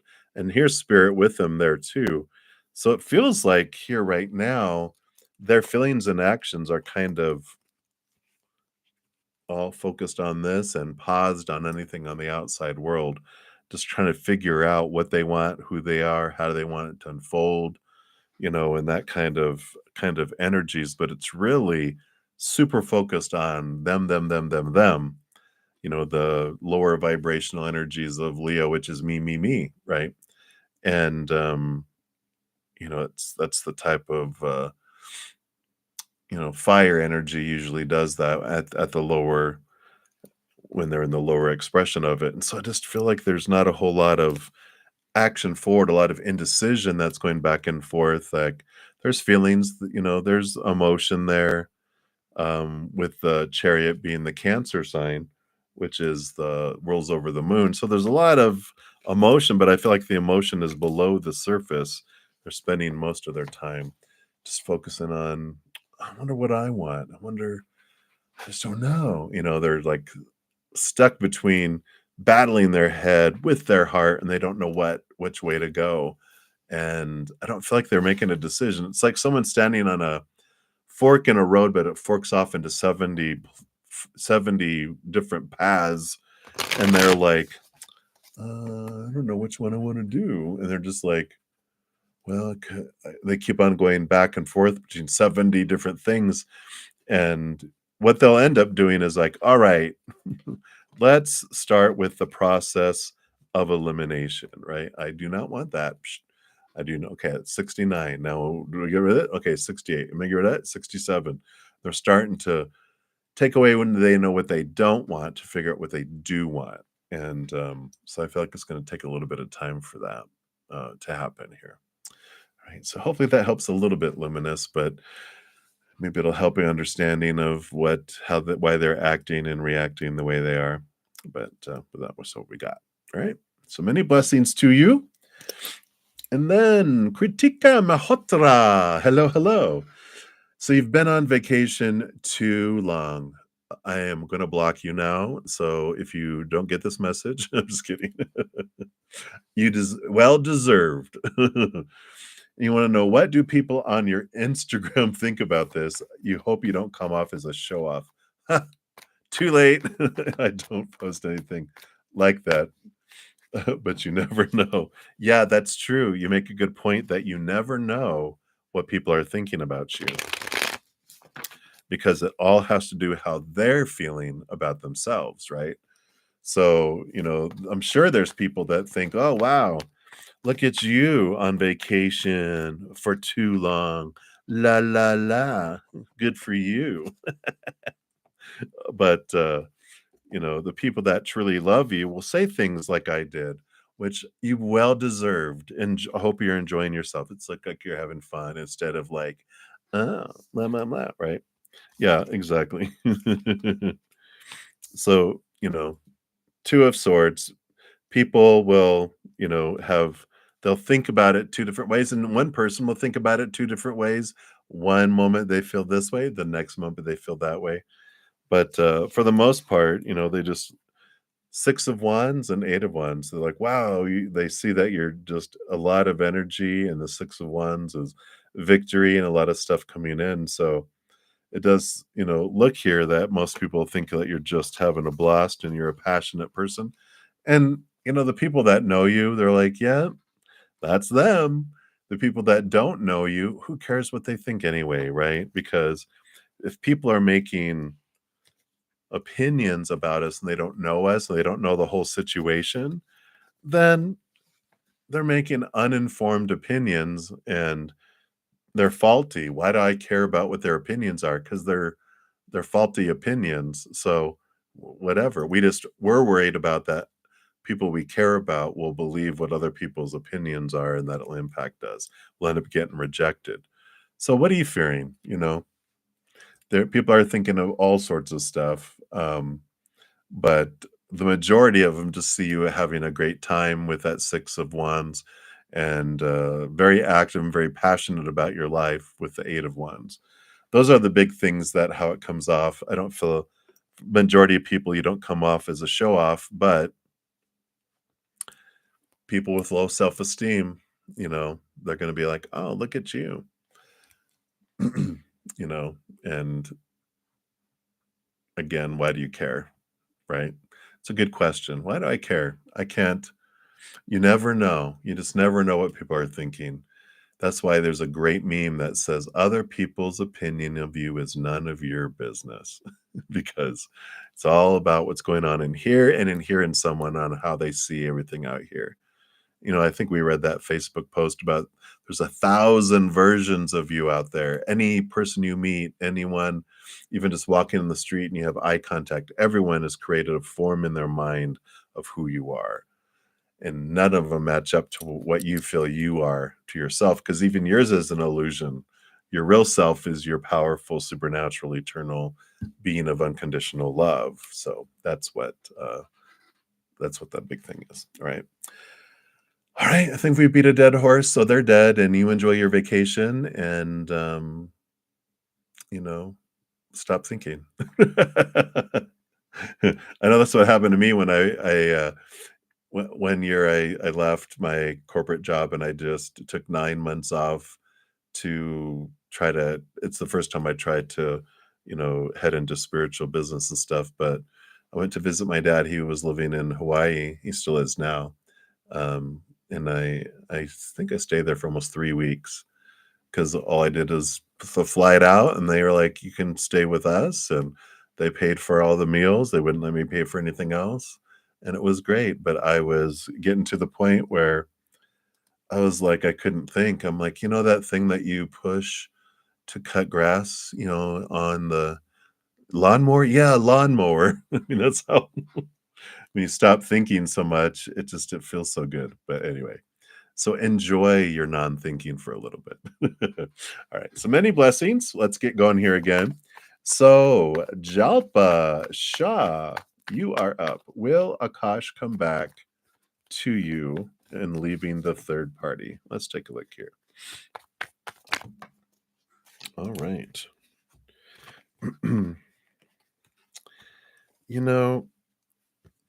You've got two females here, two female energies, Heart of Cups, Heart of Wands. I feel like you're Heart of Cups. You're someone very big heart, very loving. And then there's the Heart of Wands who is more, it's all about the passion and all about the intimacy, right? And it's like if they came back to you, it wouldn't be just to you with these two cards. So I feel like they would, it would be a third party. It'd always be a third party, right? So I don't feel like they they just don't feel like they have to choose. I can have, like as they say, can have my cake and eat it too. I want both. And you're like, well, as long as both allow it, then both will have it, right? But what happens with all that, and what's important to know is that, you know, when they're unhappy on the inside, no one on the outside world makes them happy. That's why they feel they need this one and this one and this one and this one and this one and this and that and that and that. And they someday they realize that the unhappiness isn't out here, the unhappiness is in here, and they have to find that happiness with themselves. Then they can be in a relationship with just one person. But until then, they're in this place where they just, I need all that to try to be happy.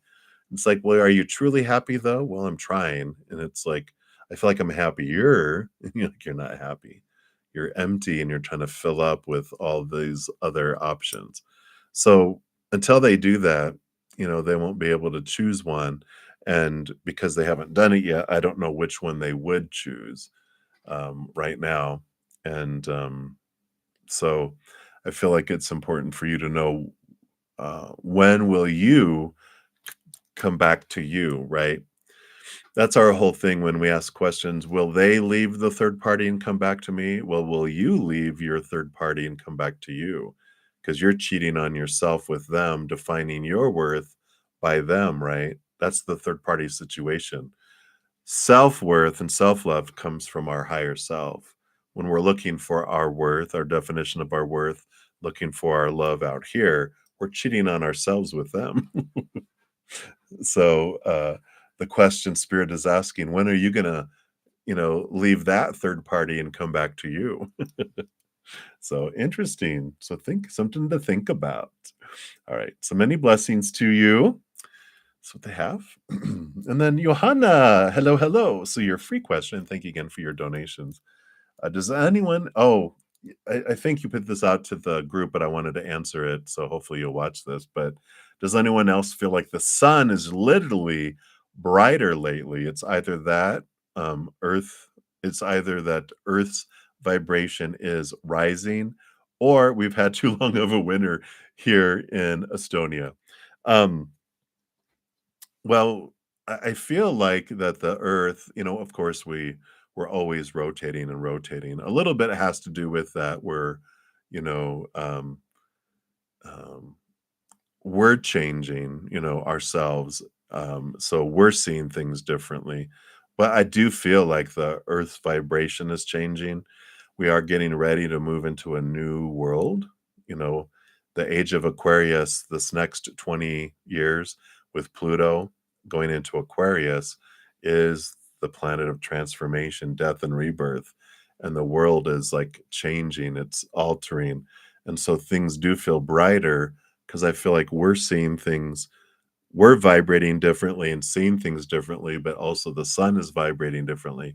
The earth is vibrating differently. So I don't feel like you're, you know, seeing things, or it's just, I feel like that is what's happening. We are moving to a higher vibrational planet. And the more people that raise their love vibration, the more the planet changes. And so it's already available to us and kind of already existing. We're just trying to catch up to it as humans. So I like it. So good question. And I wanted to answer that. So many blessings. All right. So let me grab a few more of these and bring these over here. Boom, boom, boom. Bring them down here. All right. I still have quite a few more to go, so hang in there, everybody. God's daughter, you're up. So we want to know, does Andre feel lost without you? Because if he does, you'd like to know why. All right, let's take a look here. Does Andre feel lost without you? All right. Let's see what we have here. I don't feel like they have this loss feeling here. They have the Hanged Man, which is they're going through this transformation.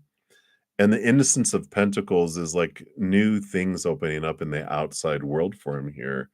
So I don't feel like they feel lost. They're very much you know, this Ace of Pentacles, like this earth grounded energy. And I just feel like they're really in this, with that hangman. It's like a cocoon. They're pocketed themselves away from everything else, and they're just really focusing on doing the work, doing the job, getting a foundation in the outside world, focusing on a new opportunity that came out their way in the physical world, like work related or something like that. But I don't feel like they have these lost feelings, because that's fear. At the core of feeling lost, it's fear, right? If we feel lost because someone's not in our life, the lost feeling in our heart is fear. It's like someone scaring us, like startling us. It's an emotional scare. And when we feel like we're miserable and I just can't live without them, that's fear. That's not reality. That's fear painting these pictures and of, oh, this is what it means when I'm not with them, and what are people thinking, and blah blah blah. There's all these fears attached to it, right? So that's when we feel lost. We feel lost too when we're out here in other people's business and not back in our own, right? I love it. Byron Katie says that, come back to our own business, sweep in front of our own door, come back here. Because when we're out there and we feel lost, it's because we're trying to get them to be something that they're not, that they can't be. Like they need to be my satisfaction. They need to be my love fulfillment, like my life fulfillment. No, they're unstable. They could die. And then what are you going to do? Oh, no. But when you go inward and upward and you become the center of your life, then you're in control of that. You feel at home, you feel safe, you don't feel lost. out there, you do feel lost because you're not in control of that. You can't control their emotions, their choices, anyone's emotions, anyone's choices, anyone's decisions in their life out of our control. We can make it easier or harder by, if we're unconditionally loving, it makes it easier for people to choose. It doesn't guarantee it makes it easier for people to choose unconditional love. Or if I'm fearing, then it makes it easier for people to choose fear if they want. But ultimately, they're the ones that decide, right? And that's where the out of controlledness comes from. But I don't feel like they are lost. I just feel like they just zero in and focus on their work. They just become like a workaholic, and then they stuff their emotions and move forward. So that's what's going on with that. I don't feel like they're a very overly emotional person, quite honestly, with all this energy that I feel. I just feel like they're able to turn off their and numb their emotions. And even though it feels like their emotions are below the surface on autoplay impacting their life, it's still I feel like they don't feel it. It's impacting them like, why is it doing that? And it's because it's in here, but it's stuffed. It's stuffed way down. All right. So hopefully that helps a little bit there, God's daughter. So many blessings to you. All right. And then Cassidy OX. XO Cassidy OX. What are Cody's current feelings and next actions to you? So Cody's current feelings. We'll do a card for current feelings, right? And then here's next actions. All right. Yeah, we got the feelings. We got the Seven of Wands, which the Seven of Wands is like, it's passion in a way. So there is, physical and energetic attraction when the wands come up, but the Seven of Wands is more focused on them, focused on who I am and you know, being in the spotlight, needing to be needed, needing to be desired. There's this energy that's coming in here. So it's, you know, their feelings and next actions towards you, it's like it comes back and it's about them. And even their next actions are the hanged man, which is their own transformation, like a caterpillar going through the cocoon period.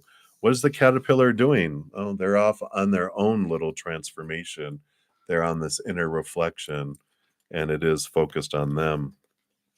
So I don't feel like you know they have their feelings outward focused and their actions outward focused at this time. So based on their current energies, I feel like they're self-absorbed and not in a judgmental way, but and self-focused maybe is a better word. It sounds less judgmental because they are, you know, we all need we all need that for our own transformation. Because if we're only looking out here and we're not looking in here, we're always going to be thinking that's about everyone else when really what we see in everyone else is about us.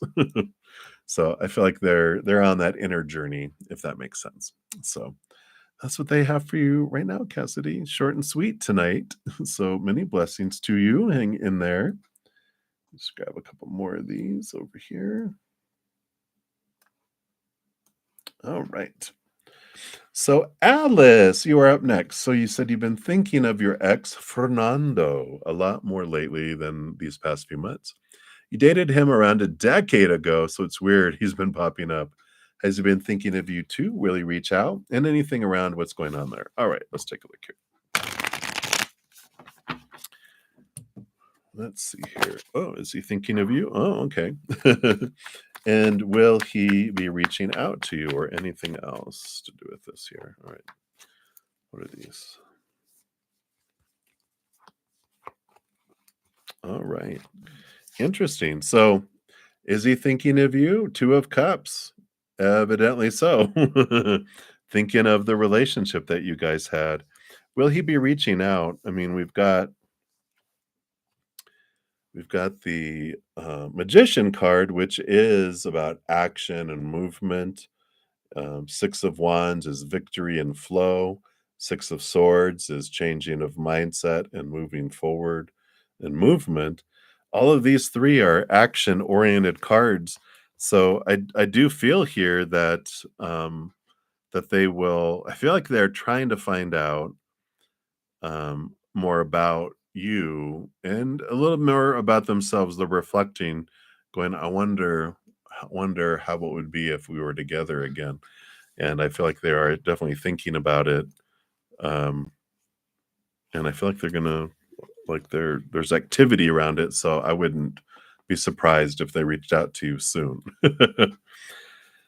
Is someone's birthday coming up? I feel like there's something that um is coming up very soon that like triggers a connection somehow. Either than what you one of you wishing each other a happy birthday or something, or a mutual friend or family member or somebody that you guys end up showing up at the same birthday party or something like that, kind of energy, if that makes sense. All right, and that's what they have, Alice. I know, how exciting. Coming back. Whoa, whoa, whoa. All right. So many blessings. And then infinity is one. So thank you for your donations earlier. And this is your free question. Did H or G feel like you turned up your nose on the things they offered you as a treat? Or was there anything else I did to cause offense? Who knows with those two? So let's see here. H, and then here is G. What's this in between? Let's see what this is here. H and G. H, you got the sun card here. So, I feel like there's something more subconscious with them because the sun card is brightness and sunshininess and positivity here. So I don't feel like there's anything offensive to H. G, you got the Two of Pentacles, which is the balancing of the outside world.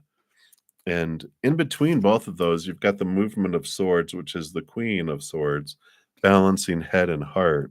So, I don't feel like there was an offense here with this food, with the treat, the offered you as a treat. I don't feel like they had offense with that. I just feel like there's something about the timing with the Two of Pentacles for G. Not sure if there's this lateness or not giving them the time, not like physically giving them the time, like, oh, it's such a clock, but that they feel like ignored. They feel, those energies. And keep in mind, whenever we're looking into someone else going, I wonder what's going on inside there, realize it's got nothing to do with you. That it just has to do all about what's existed before they even met you, and your interactions just trigger old things that are still in there. It's like if you accidentally set off a landmine that was planted back in World War II, you're like, oh, sorry, I didn't do it on purpose. And it's like, well, it was there, it was going to go off sometime. You just happen to be the one that knocked someone over on it and exploded. And the sun card too, it doesn't feel like um the word that you used, offense. It just feels like they've got some stuff going on. H got some stuff going on down in their subconscious. And, I feel like I don't know if they're a sun sign. It's Leo energy. And I just feel like they're very much like a kid at heart. And I just feel like, are you a serious person? Infinity, are you a serious person? Do you get serious with them? Because I feel like they're I just kind of feel like they'd be like a big joker, and and you don't laugh at all of their silly jokes. And so they're like, wow, they're so serious, you know. But it's both of them taking things personally and not only to do with you though. So I just feel like, they're they've got a lot of work they can do on the inside to transform rather than feeling miserable like they do. I just don't feel like it has anything to do with you, Infinity. I just feel like there was pre-existing things even before you met them that you just your actions just trigger. Not your actions don't trigger, but them witnessing your attraction. I mean, ooh, your actions trigger things within themselves, right? Their triggers are activated. So hopefully that helps a little bit there. But that's what they have for you, Infinity. So many blessings to you. And then Nidhi Sarvaya, you are up. So we want to know, when will you be able to focus on your studies and know your self-worth? All right, let's take a look here. When will you be able to focus on your studies and you know self-worth? Okay. Well, you know, when you'll be able to focus on your studies, you've got the Innocence of Wands, which is all about your energy. Whenever you focus your own energy, that because you're the one that's in charge of your focus, no one else is, right? But that said, moon energy is important with the moon card here for you. So being aware, like, I track the moon, every day on this daily planetary guide. And they have information free online too if you search like moon sign for today. And then you find out that the moon, like the moon right now is we just moved into, of course, Aries because this morning, because we have the Aries new moon tomorrow, solar eclipse. When you're aware of the planetary energies, especially the moon, because the moon controls or influence, doesn't really control, but it influences our energy, our emotions, and our emotional energy. Combine that. And so when we're aware of what's happening, with the moon, we move from, fire Aries, which I mean, we just started over the zodiac. It goes through the zodiac every 28 or 29 days, the moon does. So, two or three times I mean, every 2 to 3 days, we change a different sign. So we have Aries for a few days, and then we go into, earthy, grounded, Taurus energy, and then we go into Gemini, mental energy, and then we go into Cancer, water energy, and then we go into fire again with Leo, and then earth, Virgo, and then air, Libra, and then water, Scorpio, and then back to fire, Sagittarius. And so we see how we're like every 2 or 3 days, our energy is changing. And if we know the forecast is like the weather changing every 2 to 3 days from hot to, rainy to, freezing to something else, and if we know that, we can prepare for it. And I feel like that is part of what helps you with your focus on your studies. When you'll know your self-worth, it takes time here. You've got the movement of Pentacles, Knight of Pentacles. You got the universe, which is when you leave behind old ways of thinking and embrace new cycles. You really are understanding your emotions with the Seven of Cups. It's the emotional confusion. It clears up when we take the time to begin to look inward and upward for our self-worth, right? Because when we're looking for our self-worth in the outside world, right, that's retail price. And you know, if we feel unstable because that retail price is unstable. We define ourselves by people, like relationships, situations, jobs, education, whatever, and things, our bank accounts, our bodies, our possessions. But all that stuff changes, things break down, deteriorate, blow up, burn down, stolen. Situations never stay the same. People die, pass away, walk away. I guess pass away and die are the same thing, but people change. And it's unstable. And so when we define ourselves by the outside world, we end up on the clearance rack, right? Retail. But when we turn inward and upward, we find our true self-worth, capital S self-worth, and we find that we are priceless, right? So you find your self-worth when we turn inward and upward, and it's all up to you. It's all your energy, right? Your journey and your adventure is all you. It's nothing else. things influence us, but ultimately we're the ones in charge of our own story, our own emotions, our own energy, and our own physical actions. People give us a lot of opinion, and if we take that on, that's us, right? Not anyone else. And so I like this empowerment that you're moving into when you're like, you know what? I can focus on my studies when I want to focus on them. My self-worth comes from within. I'm the only one that can handle that, right? So hopefully that helps. All right. But definitely track the moon energies, and like you can even search today, moon in Aries, and there will be tons of stuff on the internet, whatever you're drawn to, and you can start realizing, how does the Aries moon treat me with all of my birth chart information? How does it impact me? Even do a moon journal, like, okay, moon in Aries, this is how I feel around a moon in Aries. And then you just track it, and you keep seeing, like, okay, let me look back at my moon journal. Am I feeling the same way? Like, yeah, I see the patterns, right? So hopefully that helps, Needy. And hang in there, my dear. Many blessings to you.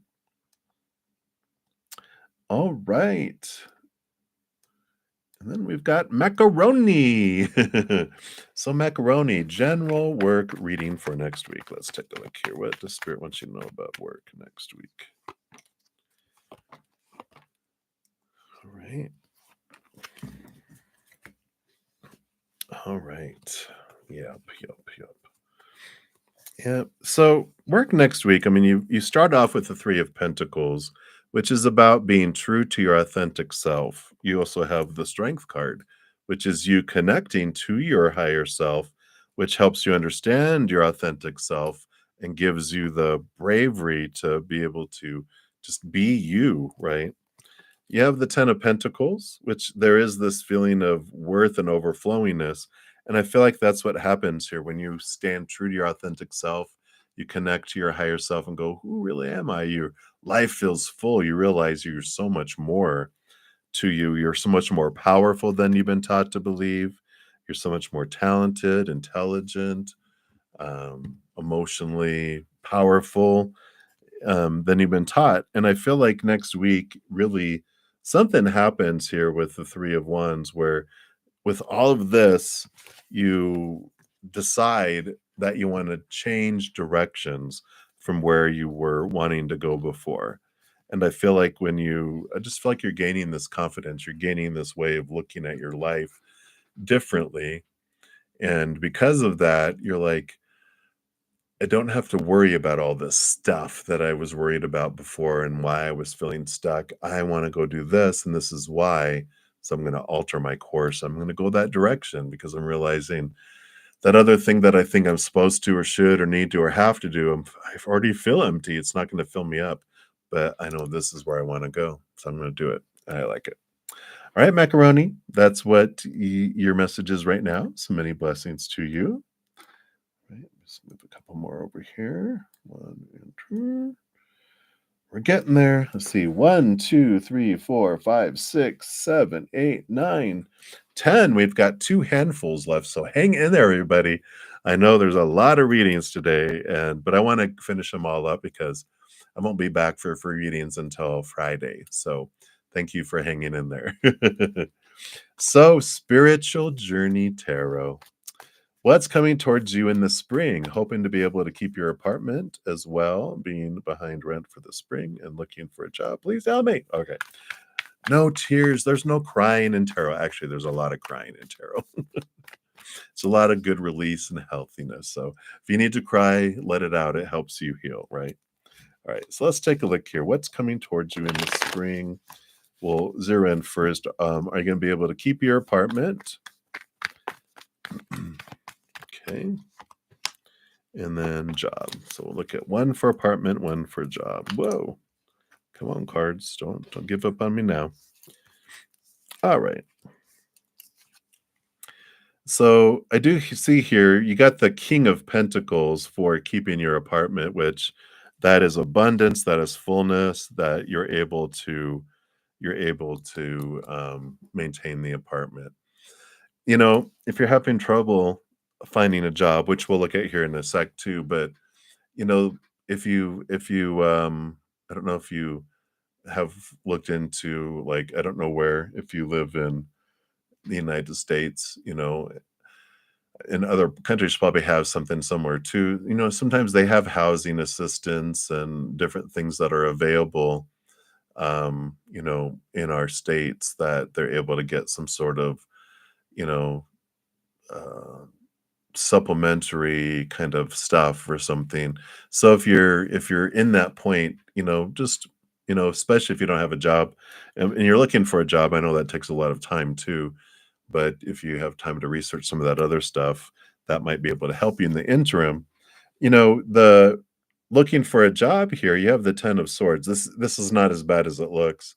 10 of swords is ending and letting go of all these supposed to be's and should be's and need to be's, and a lot of fears that are related to all of that.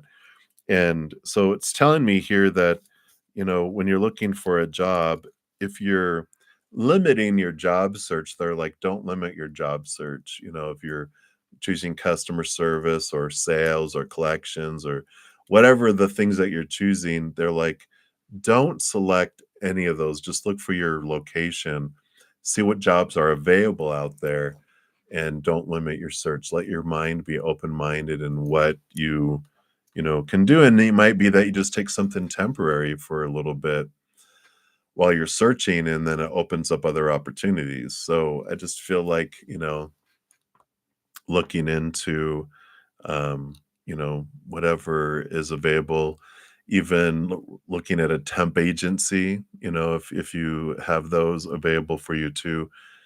There's a variety of things that can just be done, but thinking outside the box, opening up your mind to other options, I feel is an important thing with that 10 of swords.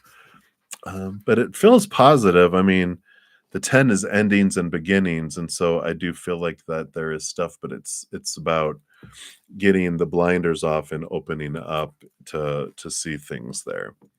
Um, so hopefully that helps. All right. So hang in there, my dear. Many blessings to you. All right.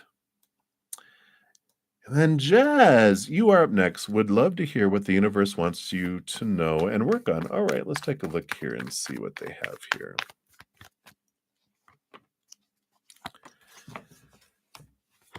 All right. So, what they want you to know, first of all, is the chariot. And then what they recommend that you could work on if you wanted is the ace of wands. So, chariot card first. So, what they want you to know with the chariot card is that your life is not an out of control drama train that's about to leap off the tracks and blow up in a gorge, right? Your life is very much a monorail train at Disney World that has it's connected to the track so it can't fly off. It has its exact stops planned at its perfect timing, and maintenance is planned. All this kind of stuff that happens. That it's very much that you have chosen to have a few faded things happen in your life, and they will make sure that happens.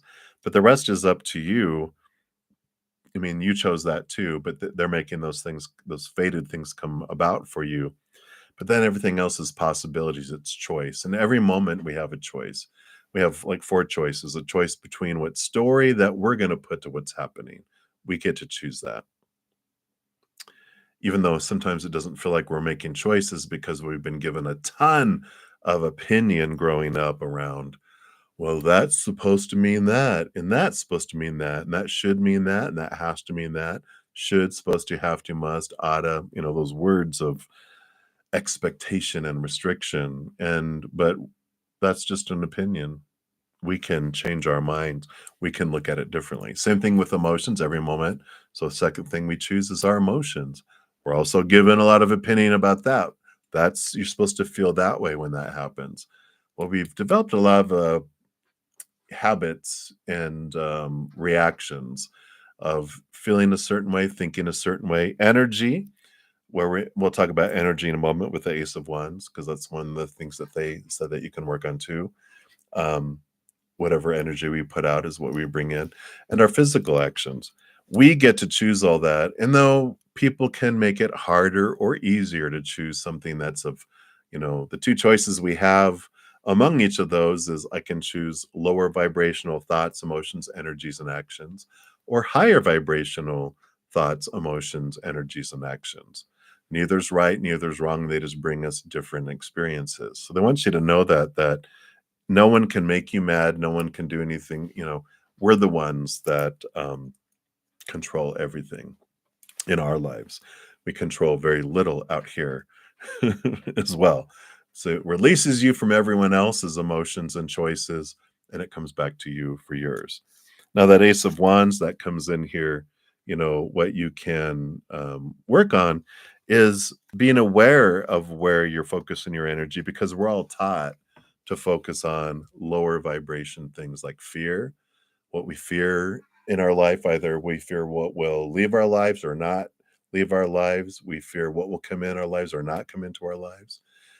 We're taught to focus on, like I said, what we hate, what we feel is missing in our lives, what we want in our lives. But when we focus our energy on wanting and missing, we tell the universe, I really enjoy this feeling of wanting, not having, but wanting.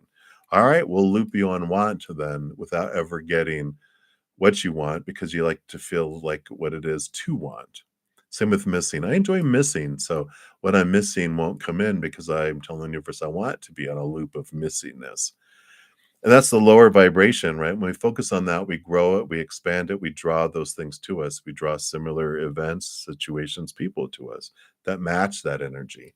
But if I focus on higher vibrational, then that's of unconditional love and joy and laughter and peace and gratitude, then that expands that allows we tell the universe we want to have that come in.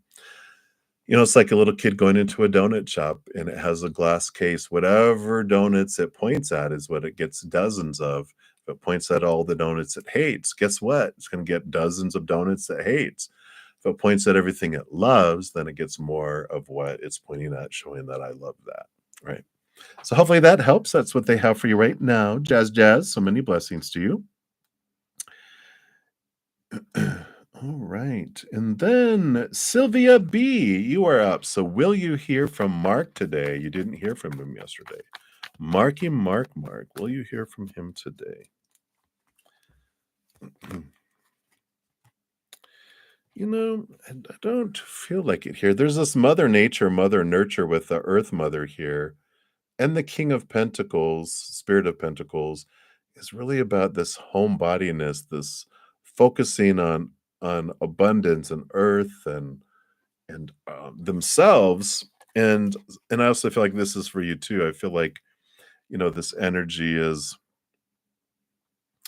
I don't know why what's going on with them here. I just feel like the bulliness, the bullheadedness, I guess, of a Taurus lower vibrational energy. They're just very, I don't know, I feel like they're grumpy. I don't know what they're being grumpy about, but it is an important time for you, with this Mother Nature, Mother Nurture, is to nurture yourself. And so I don't feel like they're going to communicate today. And the reason that you're experiencing this for you, right? It's always for you, is to understand the fears that come up around this, right? What are they doing? What does it mean about me? What's happening? What's happening, right? When we realize and we journal and we write down what we're feeling, going, I feel like I'm abandoned. I feel like I'm not good enough. I feel like, all those things we feel as humans. And you put it down on paper, you get it out of your head onto paper and you're able to see it. After you calm down, you can look at it later too. And when you're looking at your journal, you can see patterns of things. And you're like, oh, yeah, where does this feeling of rejection originate from? What, when I was younger, did I feel this? And why is it, echoing into these moments? So I feel like it's, time for nurturing for you here. So don't feel like you'll see them today, but it's about you looking into your own personal fears there. So hopefully that helps. All right. So that's what they have for you, my dear. Many blessings to you. And then Bhumika, you want to know how your life will be in Australia. Oh, you're moving to Australia in June. Beautiful. You're from India and your company has processed your work permit. How your finances will be there. Oh, that is great. I haven't been there myself, but I have a few friends, and actually we have, some of our, you know, your fellow watchers, that come in here, like Supernova, Nova Rodriguez, she's from Australia. Um, I feel like there's someone else, but I have friends who are, that, lived here. They were from Australia, lived here, and then they went back to Australia after 20 years. So it's beautiful, um, beautiful, like every place on earth is beautiful in its own way, right? But, let's take a look here. So how is your life? Wow, yeah. You got the naked heart. Your heart wants to be expressed. It wants to be able to be seen, and I like that. I feel like there's this freedom that comes there that you get to, be be true to you, and it feels like when you're away from your hometown, your city, even your nation, that you can reinvent yourself. You get to have a fresh start. you know, Everyone knows you growing up where you were, right? And so they have all those memories and the pictures to tell. But when you go somewhere brand new, you get to recreate yourself to be and express yourself who you want to be. That's what this naked heart is. And you do here, you have this change of the Five of Pentacles, which is this moving from a feeling of feeling lack and the feelings of being left behind out in the cold, abandonment, these old ways of your worth before transform into something instead of feeling like you're on the clearance rack. You just really feel like you're priceless. You have the movement of cups, the combination of these two. The Knight of Cups is movement of emotion. And so I do feel like you find love with all of this, with amongst all this, but you find love of self first. And I like that. I just feel like you really blossom here when you in Australia, and you just are. I don't know. It's just you're learning to let go of your defining yourself by others. You're finding this inner strength and inner worth, and it just floods out, and it just impacts your life. I like it. Definitely, it's gonna make you strong. I was gonna try to do a Aussie accent, but I'm not very good at it, so I'm not even gonna try. So, but, and you'll love the accents, down there too, right? So, I like it. There's a lot of beautiful people down there, right? You're like, "Woohoo!" So, it looks very positive, and I like that for you. So that's what they have for you, Bhumika. So many blessings. All right. And then Daisha Rogers, you want to know what's coming towards you in love? So we got one, two, three, four, we got about six more. So hang in there, everybody. We're getting close. We're getting close. I know it's almost 2.5 hours. My goodness. I love spirit, though. It flies by. Hopefully, it flies by for you guys, too. All right. Well, you're in a timeout, Daisha. It's for you though. The Hermit card, you have you communicating with spirit.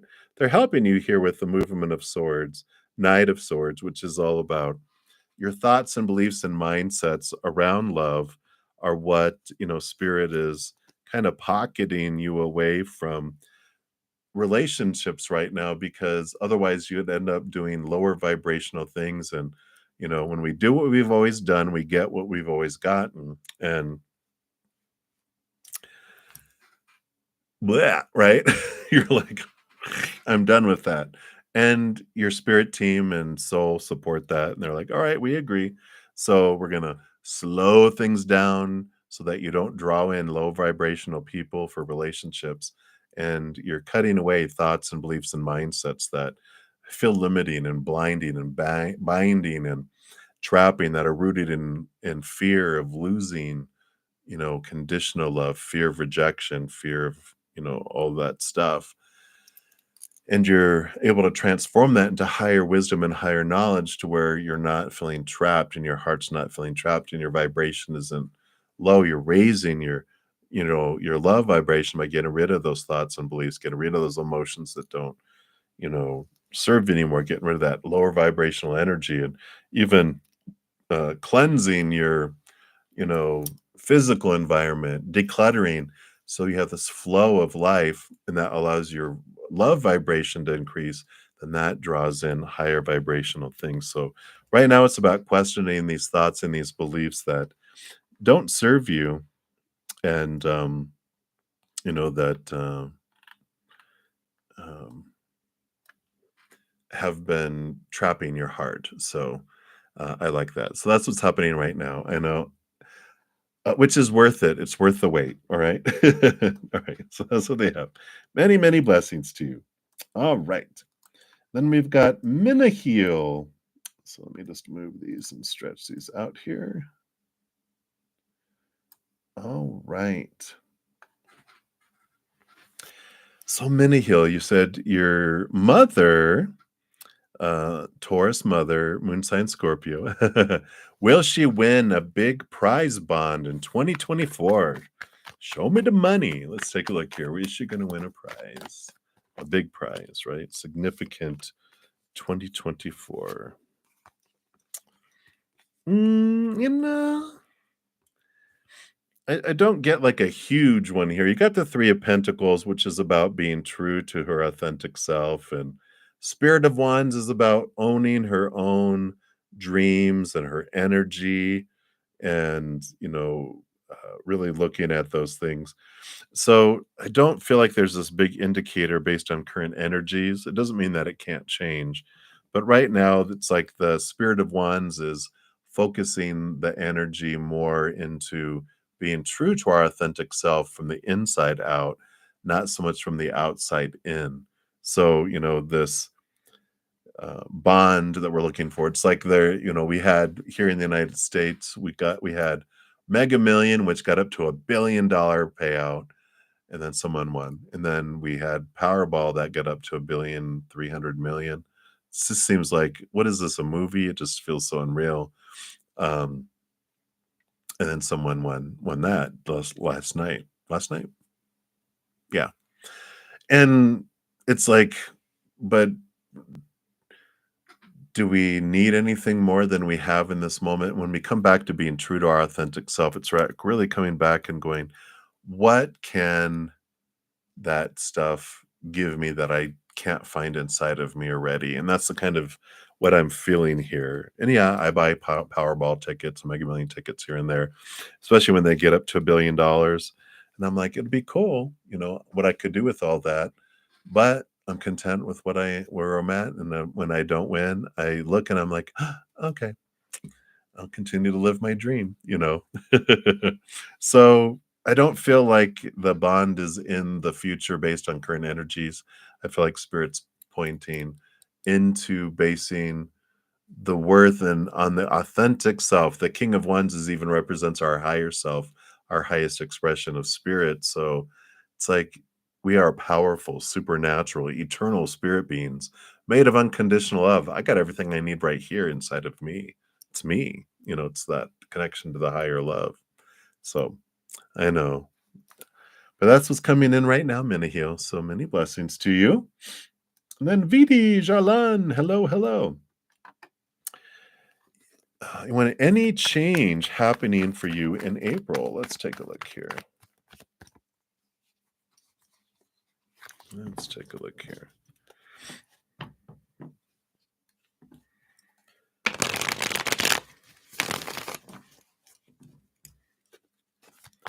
All right. Any changes happening in April for VD? All right. It does appear to be because you've got the Hanged Man, which by itself is patience, transformation, things unfolding. But when you get the Full card and the Ace of Pentacles, which is new beginnings, and the Zero, new beginnings, this means that the waiting is over and that you do have, with the Ace of Pentacles, new opportunities opening up. The Full card is like a brand new adventure, free of a lot of expectations. It just feels like, it follows the World card, which is ending of the old cycles and the rebirth and the victories. And here comes this, changes that happen in here. I feel like with the full card and the Ace of Pentacles together, huge transformation. It's like when a caterpillar turns into a butterfly, things change. It doesn't walk on the ground anymore, at least very long. It's I got wings, I'm flying. It doesn't search after eating leaves, it searches for nectar. It migrates where the caterpillar is like, heck no, that's too much effort. I'm going to eat leaves.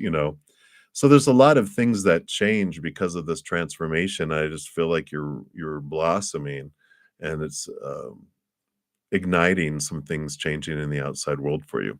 I don't get exact areas. It just feels like it's multiple areas because they showed, you know, three different areas that change for the butterfly. There's like three different areas that change for you in April in significant ways with a full card coming in too. So I like that for you, BD. So many blessings to you.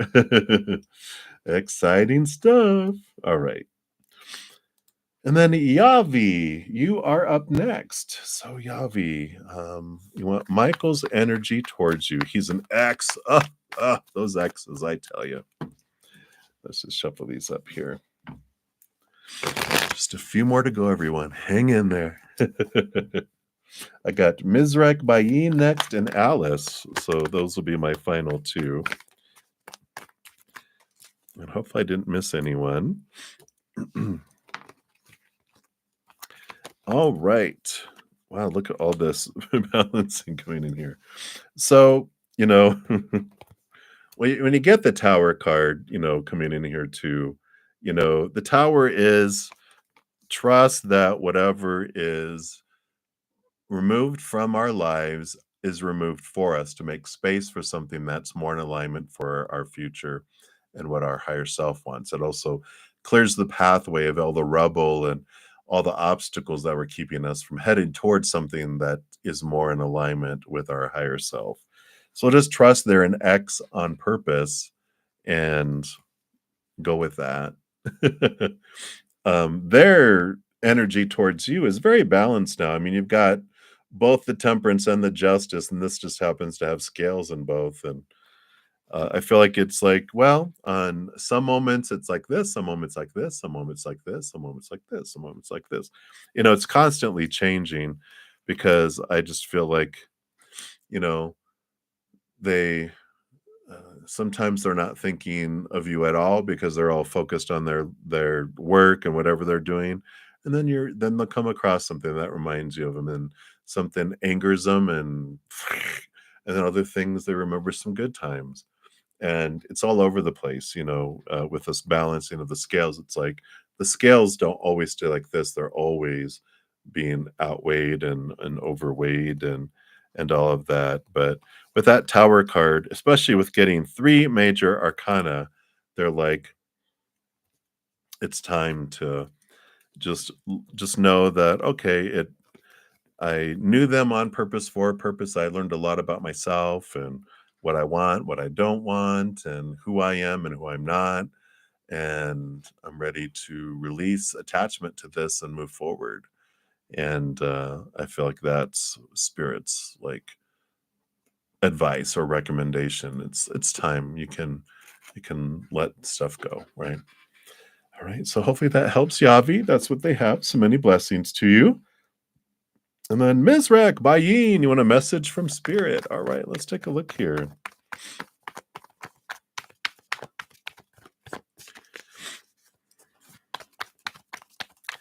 All right.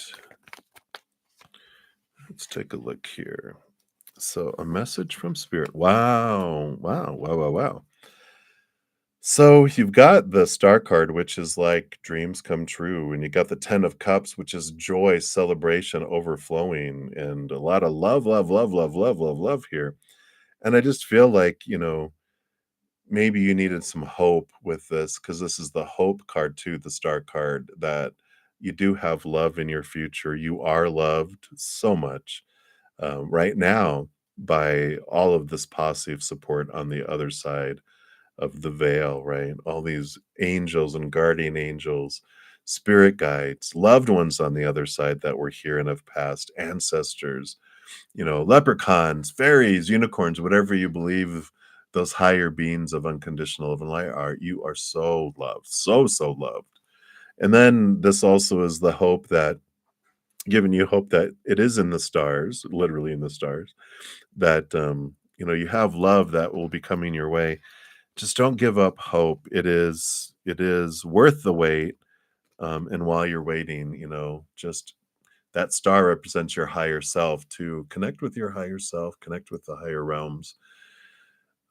Ask them to show you things about yourself, about life, and really allow yourself to be filled with that beautiful, eternal, unconditional love that comes from them, and it allows you to see the world differently because of that. It's like you just feel like you're being invited to this little pocket of sunshine, so that you can understand more about how loved you really are, and discover the self-love that you have. Then you fill up with all that, and then the outside world doesn't seem as dark. That 10 of cups is the overflowing of that inner love flowing to the outside world, and it sparks a whole new way of looking and seeing the world. Because we don't see the world as it is, we see the world as we are. So when we change and we transform, then the way we perceive the outside world also changes. So hopefully that helps, Ms. Rex. So many blessings to you. And then lastly, but absolutely not leastly, we've got Alice. So you'd love a more detailed reading about your upcoming mid-year job performance review. The person doing your reviewing is Dan, and I don't think he likes me. Rest in peace. Is that what RIP means? You're like, I don't think Dan, is that what it is? I don't think Dan likes me. Let's take a look here. The good thing is I don't feel like Dan just, he can't, just make up anything. They have to, um, get things reviewed, right? That's funny. Rest in peace. Got the death card. And the 9 of cups and the 10 of wands. All right. So there is some good transformation here. I mean, you got the 9 of cups. 9 of cups is dreams come true, wishes come true. So we like that. And we got the 10 of wands, which is reward for things that we've done, but also burden. But it's the end of burden and focus. And so there is definitely nines and tens, and this is this you know endings. 9 are endings, tens are endings and beginnings. So the 9 of cups, is this fulfillment of dream. But with this death and the 10 of wands and the lovers card on the bottom too, you've got this is partnership. Uh, at the end of the day, Dan, I don't feel like they rule by their emotions, and they're not this type of supervisor that's like, I don't like you, so you're gonna fail and I'm getting you out of here. I feel like they realize the cost it is to advertise and to hire and background checks and everything they needed to hire someone, and your success is their success. This is that partnership that I feel like they have. So anything they give you and talk to you about is for your development and to help you become the best version of you as a worker bee in their company, right? And so I feel like with the 9 of cups, they're going to tell you some things that you do well, and you're like, wow, that's dreams come true, right? We like, our ego and human side loves to hear what we're doing well. The death card is that they'll talk about some things that need to be transformed, you know, and the 10 of wands, they will also talk to you about, accomplishments. And now that we've done those things, what's next for this? And that's the kind of, I feel like, this approach that will come in here. So I don't feel, I mean, it's not an all, parade of, Alice is great. It's also not ding dong, the witch is dead. It's not all of that. What's important here too is to realize when we think people don't like us, it's because somewhere inside of us, there's something that we don't like about ourselves, and they're a mirror for us. We're picking up on these things, even if someone comes up to me and go, brother Zen, I hate you. I'm like, oh, I'm so sorry. And inside I'm going, oh wow, I'm a mirror. And if you saw someone, like in a restroom, with the big mirrors, and they walk up to the mirror and they go, I hate you, you'd be like, oh wow, that's so sad that they hate themselves like that. And then so when people hate, they're in fear. So if people dislike stuff, it's because they are in fear. Something's making them feel uncomfortable. They are looking in the mirror of us and not seeing something that they like about themselves. Same thing with us. If we believe that someone wouldn't like us, where do we feel we're unlikable? Because if we don't believe it, we don't put energy into it. It's like I talk about sometimes, I think I did it on my podcast coming up too. It's like alien, what do I call it? Alien versus unlovable. Someone comes up to me and goes, "You're an alien from the planet Jupiter or something." I'd be like, "Oh, okay. Well, thank you." I don't believe that. In this lifetime, I know I'm an earthling in this lifetime. Maybe another lifetime you're thinking of when I was a alien on Jupiter, but not this lifetime. Um, but I wouldn't put a whole lot of stock in it because I don't believe it. But if someone comes up and it goes, "I don't think you're lovable," somewhere in my being, there's probably it's resonating, right? And then that bothers me because somewhere I'm believing it. And when I sit back and I journal, I bring it up, I'm like, "Oh, there's that spot." And then I transform it, and then I transform it again the next time someone says you're unlovable, whether they're words or non-words, actions or non-actions. Somehow I'm putting a story that I'm not lovable or likable or something. And the more times it happens, it's always happening for me. It brings up the trigger. I look at it, I transform that. It brings up another trigger.